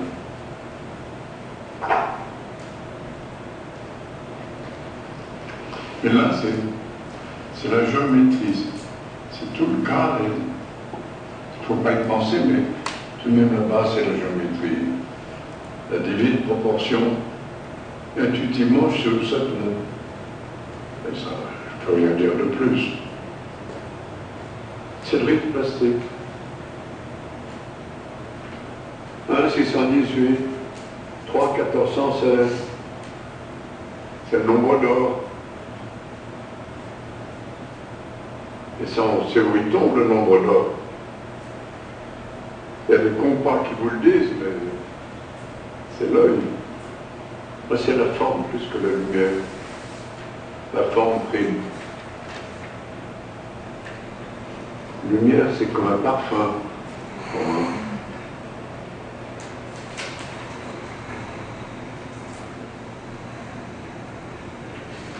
J'ai un attachement tout particulier pour cette photographie, parce qu'elle me rappelle à des souvenirs personnels, mais aussi parce que ceux-ci me permettent de mieux comprendre le rapport d'Henri Cartier-Bresson à la photographie. Cela se passait en 1970, dans un village où j'avais vécu des mois au cours des années précédentes. Et quand Henri a pris la photo, nous sortions à plusieurs de la maison même que j'avais habitée et suivions le chemin le plus habituel pour s'en éloigner, lequel passe à 30 ou 40 pas devant cette place couverte d'où se découvre la vallée que domine Signane. Or, cette place était presque constamment tout à fait déserte, et je ne me souviens pas qu'il y eut ce jour-là le moindre enfant à jouer sous son auvent. Je ne remarquai même pas qu'Henri eût soulevé son appareil et pris une quelconque photo. Nous marchions en effet, il n'avait pas ralenti. Voici pourtant ce qui résulta de cet instant de passage. Qu'est-ce que cela signifie? Nullement qu'Henri Cartier-Bresson soit un magicien qui peut susciter des apparitions sur des places vides. Non, la vérité est plus simple et beaucoup plus éclairante. Quand d'autres sont distraits et inattentifs, Henri, lui, est aux aguets, prêt à la réaction qui ne demande même pas un instant d'arrêt pour aider la géométrie, comme il dit, à jouer son rôle, pourtant évident et décisif dans le cadrage. Que faut-il penser de cette attention à tout? Est-ce la façon d'être obsédé d'un professionnel qui n'a souci que de son travail? Nullement. Henri ne s'était pas détourné de sa conversation, c'est plutôt comme si son intérêt pour tout au monde est la même chose que parler avec ses amis. Bon, je suis très vieux, alors ça s'accumule les souvenirs.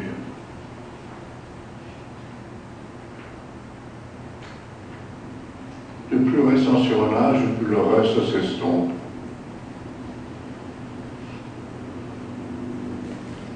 Puis ça revient quand on voit un visage.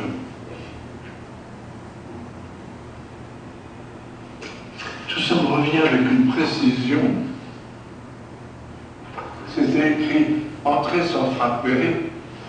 Et c'est eux qui m'ont frappé. Quand j'ai vu ça, j'ai tiré, et puis après j'ai salué. C'est une interrogation et en même temps, on se prend à bras le corps avec la personne. C'est même pas une fraction de seconde, c'est un truc, il faut le sentir intuitivement.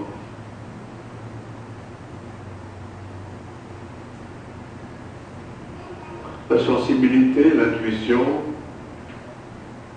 le sens de la géométrie. Il n'y a rien d'autre. On l'a ou on ne l'a pas. Encore maintenant, c'est la seule chose qui m'intéresse. C'est le portrait. Le visage? Non, c'est ce qu'Alberto, c'est de Giacometti, il appelait ça faire une tête. Faire une tête.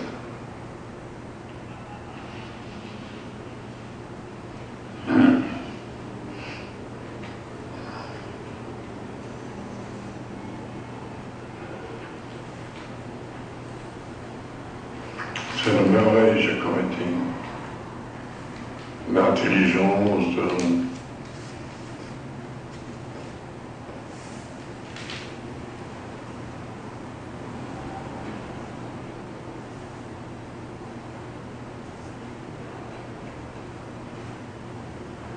Pour tous les amis de Giacometti ou de son œuvre, comme pour tous ceux d'Henri Cartier-Bresson, cette photographie est une de celles qu'ils affectionnent le plus. Je pourrais dire une icône, si par ce mot on peut désigner la sorte d'image où paraît quelque réalité qui transcende les images. En l'occurrence, ici, l'affection et l'admiration éprouvées par le photographe qui s'est exprimé de surcroît un sentiment que beaucoup d'autres que lui partagent. Une telle photographie, pas simplement un aspect fugitif d'un être, perçu en une de ces secondes que Cartier-Bresson aime et sait saisir, c'est l'avancée de cet être dans son rapport à soi le plus intérieur, c'est son absolu. Ce rapport à soi-même qui rendait Giacometti si immédiatement remarquable et si profondément attachant, ce geste de se couvrir la tête du vieux manteau l'emblématise parfaitement, disant si bien l'insouciance fondamentale d'un homme qui n'avait pas de parapluie, puisque même il n'avait pas de maison, ne prenant jamais ce qu'on nomme des précautions. Giacometti ne faisait œuvre qu'à regarder hors de soi, à ne pas même songer à être ce qui n'était pas son regard, qu'on voit ici percé sous l'étoffe. Mais autre chose encore, bien sûr, traversant la rue, attendu de l'autre côté, Alberto se savait vu et comprenait que son geste avait de quoi amuser ses amis et même signifier à leurs yeux ce qu'ils savaient bien qu'il était pour eux. Mais faut-il voir en cela une coquetterie du théâtre, plutôt un élan de confiance, jouer à ce qu'on est parce qu'on sait bien que ces quelques autres savent de quoi il s'agit, pour le sérieux autant que l'amusement. Et de la part d'Henri Cartier-Bresson, cette photographie, c'est répondre à ce mouvement de confiance. C'est comme serrer une main tendue. photographier, ça demande une concentration énorme. On ne peut pas faire conversation. On dit je dis des conneries parce qu'il faut... Les gens s'attendent à ce qu'on dise quelque chose. Je dis n'importe quoi. Je n'écoute pas ce que je dis, mais je regarde. Voilà, c'est la volupté, voilà. Il dit pourquoi est-ce que vous avez appuyé à ce moment-là? Écoutez, permettez-moi de vous demander pourquoi est-ce que vous avez mis un jaune ici? Et puis il a rigolé. Erika? Très intelligent, Erika. Erika est timide. Et il est trop habile, il sait tout faire.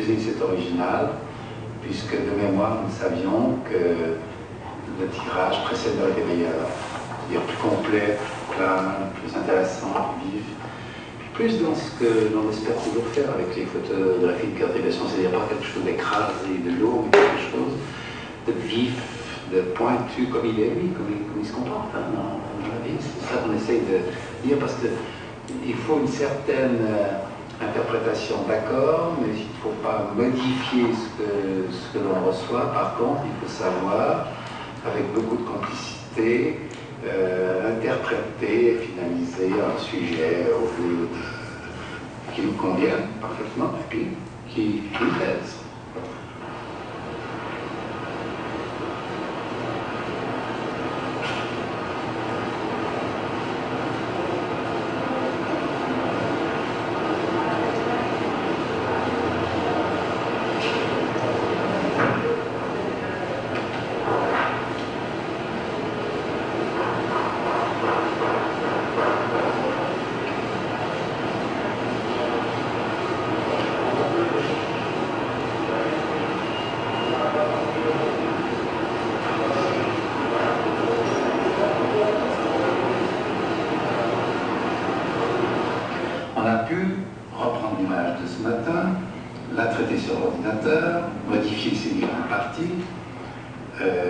Ajouter un petit peu de poids dans la partie essentielle, créant ainsi une image qui paraît beaucoup plus ensoleillée, qui paraît beaucoup plus vive, beaucoup plus...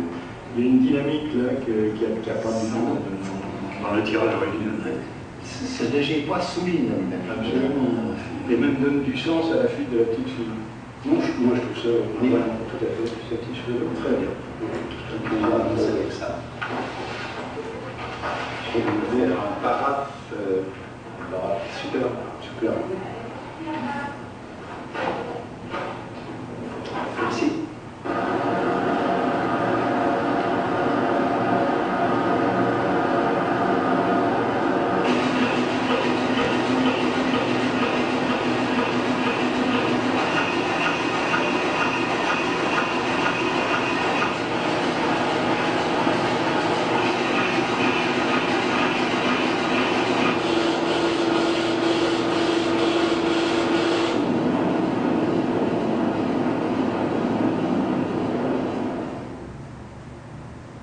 Ça fait longtemps que je ne photographie plus sur le trottoir. Au point je dis, tiens, là il y a une photo. Ou bien je prends l'appareil, ou bien je ne pense plus. Mais j'aime mieux dessiner.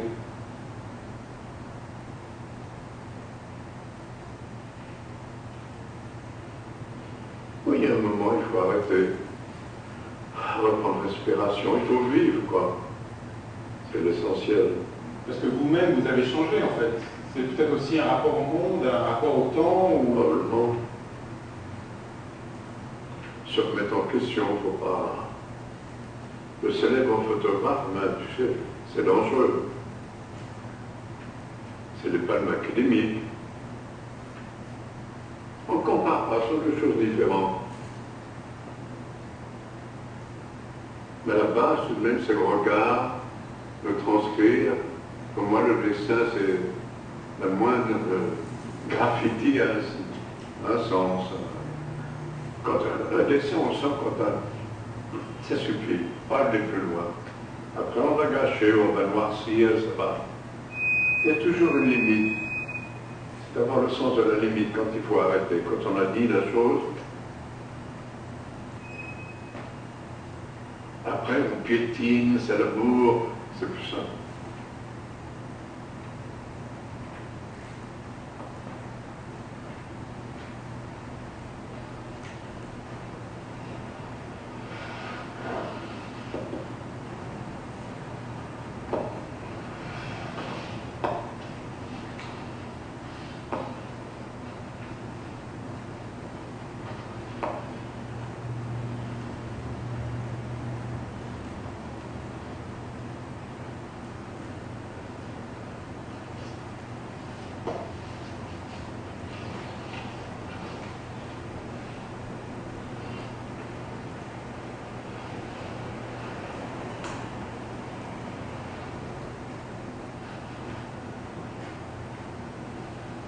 N'oublie pas le menton, regarde le menton là.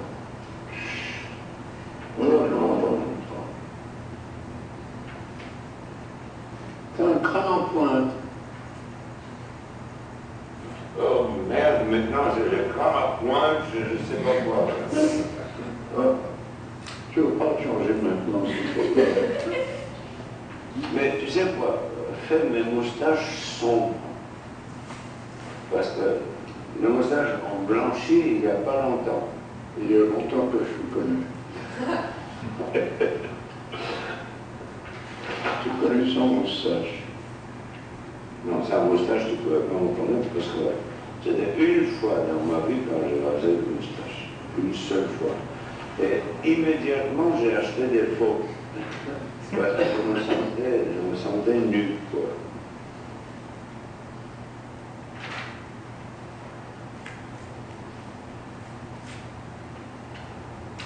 J'ai appris ce que c'était d'écouter par l'ingénieur du son de Jean Renoir. Quand on tournait je sais pas, la règle du jeu, quoi. Il s'appelait le Wolfgang, c'était ce que tu fais. Quand il parlait de son métier, de la finesse, oui. Moi je regarde, c'est différent. Est-ce que c'est vraiment différent? À l'intensité, non. Et c'est deux outils différents qu'on utilise. Moi, je regarde, c'est une obsession. Est-ce que vous avez appris à jouer d'un instrument quand vous étiez petit? Ouais? La flûte, oui. Et je suis vendu pour sortir avec des filles. Une belle flûte comme ça. Mon professeur s'appelait Karadjé, élève de Moïse, du conservatoire. Il m'a dit non, c'est pas pour vous, faites de la peinture. Vous n'avez pas d'oreille. Et j'écoute mal. J'adore la musique, mais les notes fausses ne me viennent pas vraiment. Il y a quelque chose qui me manque.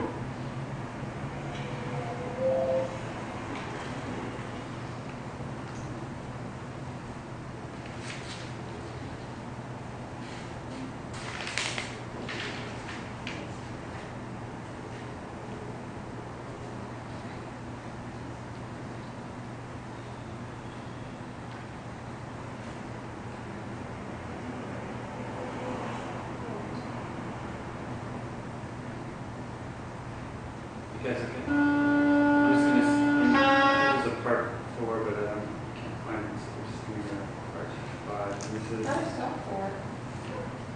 what's that? I stopped for, but I don't mind. Oh, okay.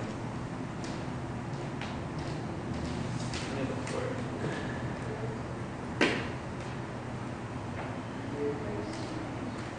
Oh, no, maybe I saw that.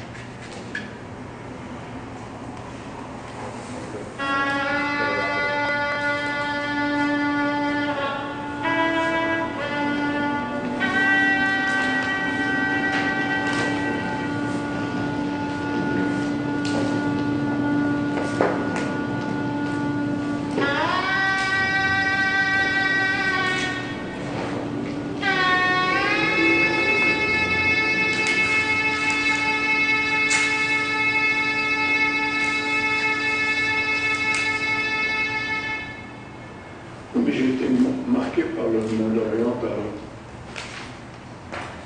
Beaucoup plus que par le monde judéo-chrétien.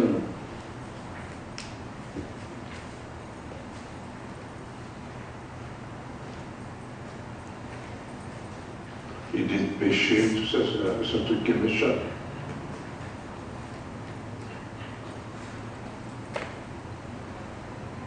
Le bien, le mal.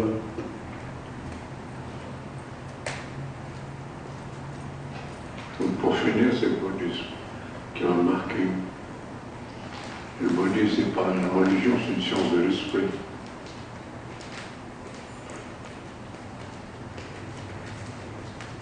Voici les funérailles d'un acteur de kabuki de 1965. Ces visages ont une intensité digne d'un Caravage ou d'un Dreyer. Ils sont aussi d'un parfait naturel, tout à eux-mêmes. Henri Cartier-Bresson a toujours aimé que les personnes qu'il photographie ne s'aperçoivent pas qu'il le fait. Que le modèle soit conscient que quelqu'un est là pour l'observer, et il pose. Il va prendre un masque. Il perdra de sa spontanéité. Et c'est pourquoi Henri peint de noir les parties brillantes de son Leica. Il ne veut pas qu'un éclat de lumière attire sur lui l'attention. Et ici, comment a-t-il pu ne pas être vu puisqu'il est, semble-t-il, au milieu même du groupe des amis de l'acteur défunt? On dira que ceux-ci sont trop occupés par leur chagrin pour prendre conscience de lui. Mais le chagrin rend une personne sur deux nerveuse, ultra sensible. À des obsèques, les intrus se font facilement remarquer. Je crois plutôt que si Henri fut invisible ce jour-là, c'est parce que parmi ces êtres en deuil, il éprouvait lui aussi une souffrance. Entendons-nous, pas vraiment le chagrin qu'il eût éprouvé pour la mort de cet inconnu, un sentiment qui aurait étonné, qui aurait été remarqué, mais la compassion que l'on peut avoir, même pour des deuils dont on ne sait rien, mais qui suffit pour qu'alors on rentre en soi, on s'efface, on en devienne, oui, invisible. C'est sa capacité de sympathie qui permet à Henri d'être inaperçu de ceux qui pleurent, l'acteur de kabuki.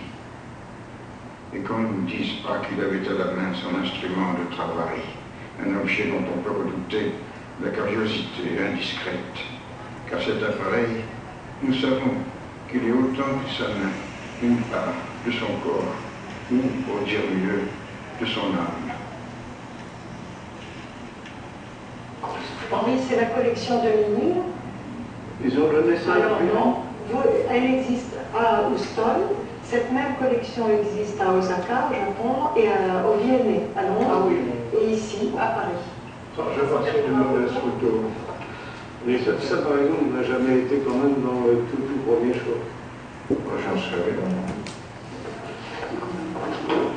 Doucement.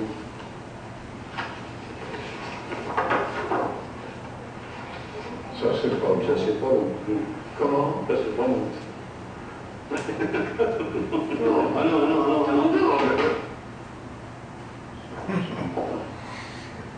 Oh non. En place, bonhomme. J'étais trop pressé. On a le droit de mettre un commentaire. Non. Non, c'est pas juste. Ça fait du tort à une bonne chose, peut-être, parce que là, ça tombe bien.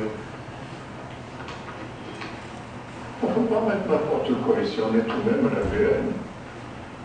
Ça va? On va beaucoup n'importe quoi quand même. Ça va? Ça, c'est du pittoresque.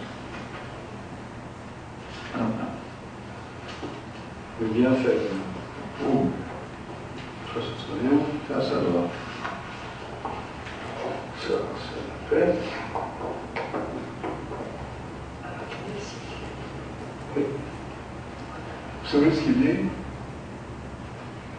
Tu m'as dit ça une fois. Une violine. En réalité, c'est chinga tu madre en cul. Non, quand on vous fait ça, on vous casse la gueule. Ce qui est quand même une traduction libre. Celle-là, elle est quoi?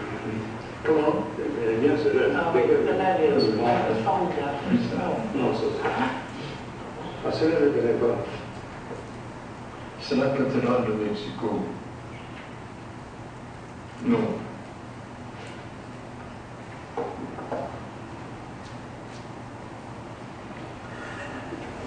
C'est pas mon clé pour ça. Ouais.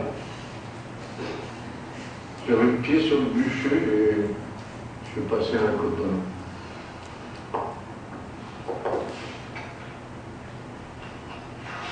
On sent des petits services.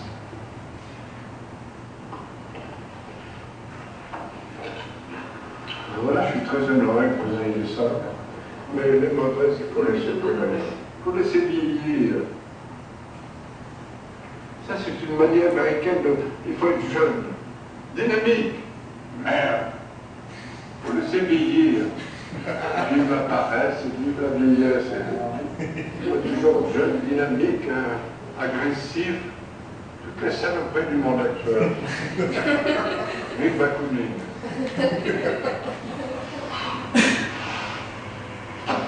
Ce qui est important, c'est le prochain.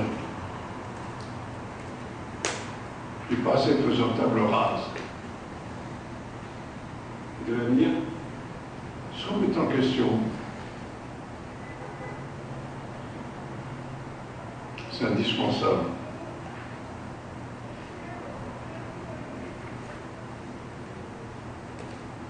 recommencer à chaque fois. Moi, ça me doux.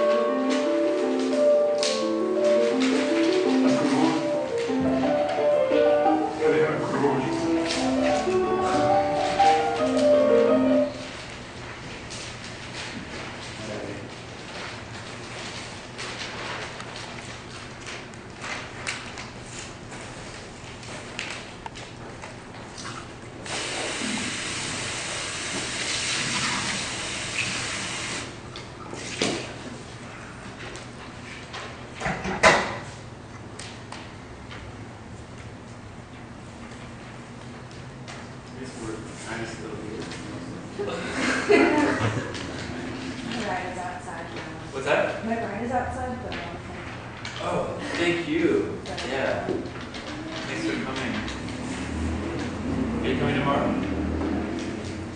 No? No. Okay. All right. We'll see you next time. yeah. Yeah, it was actually exactly, I feel like I got out exactly what I wanted to. No, I had no idea what to expect. Fantastic. Yeah. And look at your cool hair. Look at my cool Yeah. hair. It's like, it was an extension of my brush. Whatever it is that it wanted to be. And it's like, oh, look, paint on your hair now. Out of control. Shit got crazy.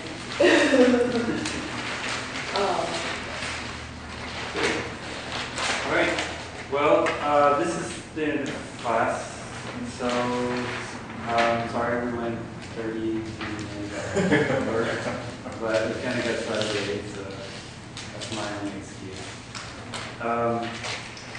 And so I wanted to assign homework, which is just to read that handout I gave you guys. You don't have more? Yeah, I have more. So this is the author. This is Zoketsu Fisher that I talked about. Who I talked about. Share with Kate from No, I have one. I have it back there. I'll give it to you after.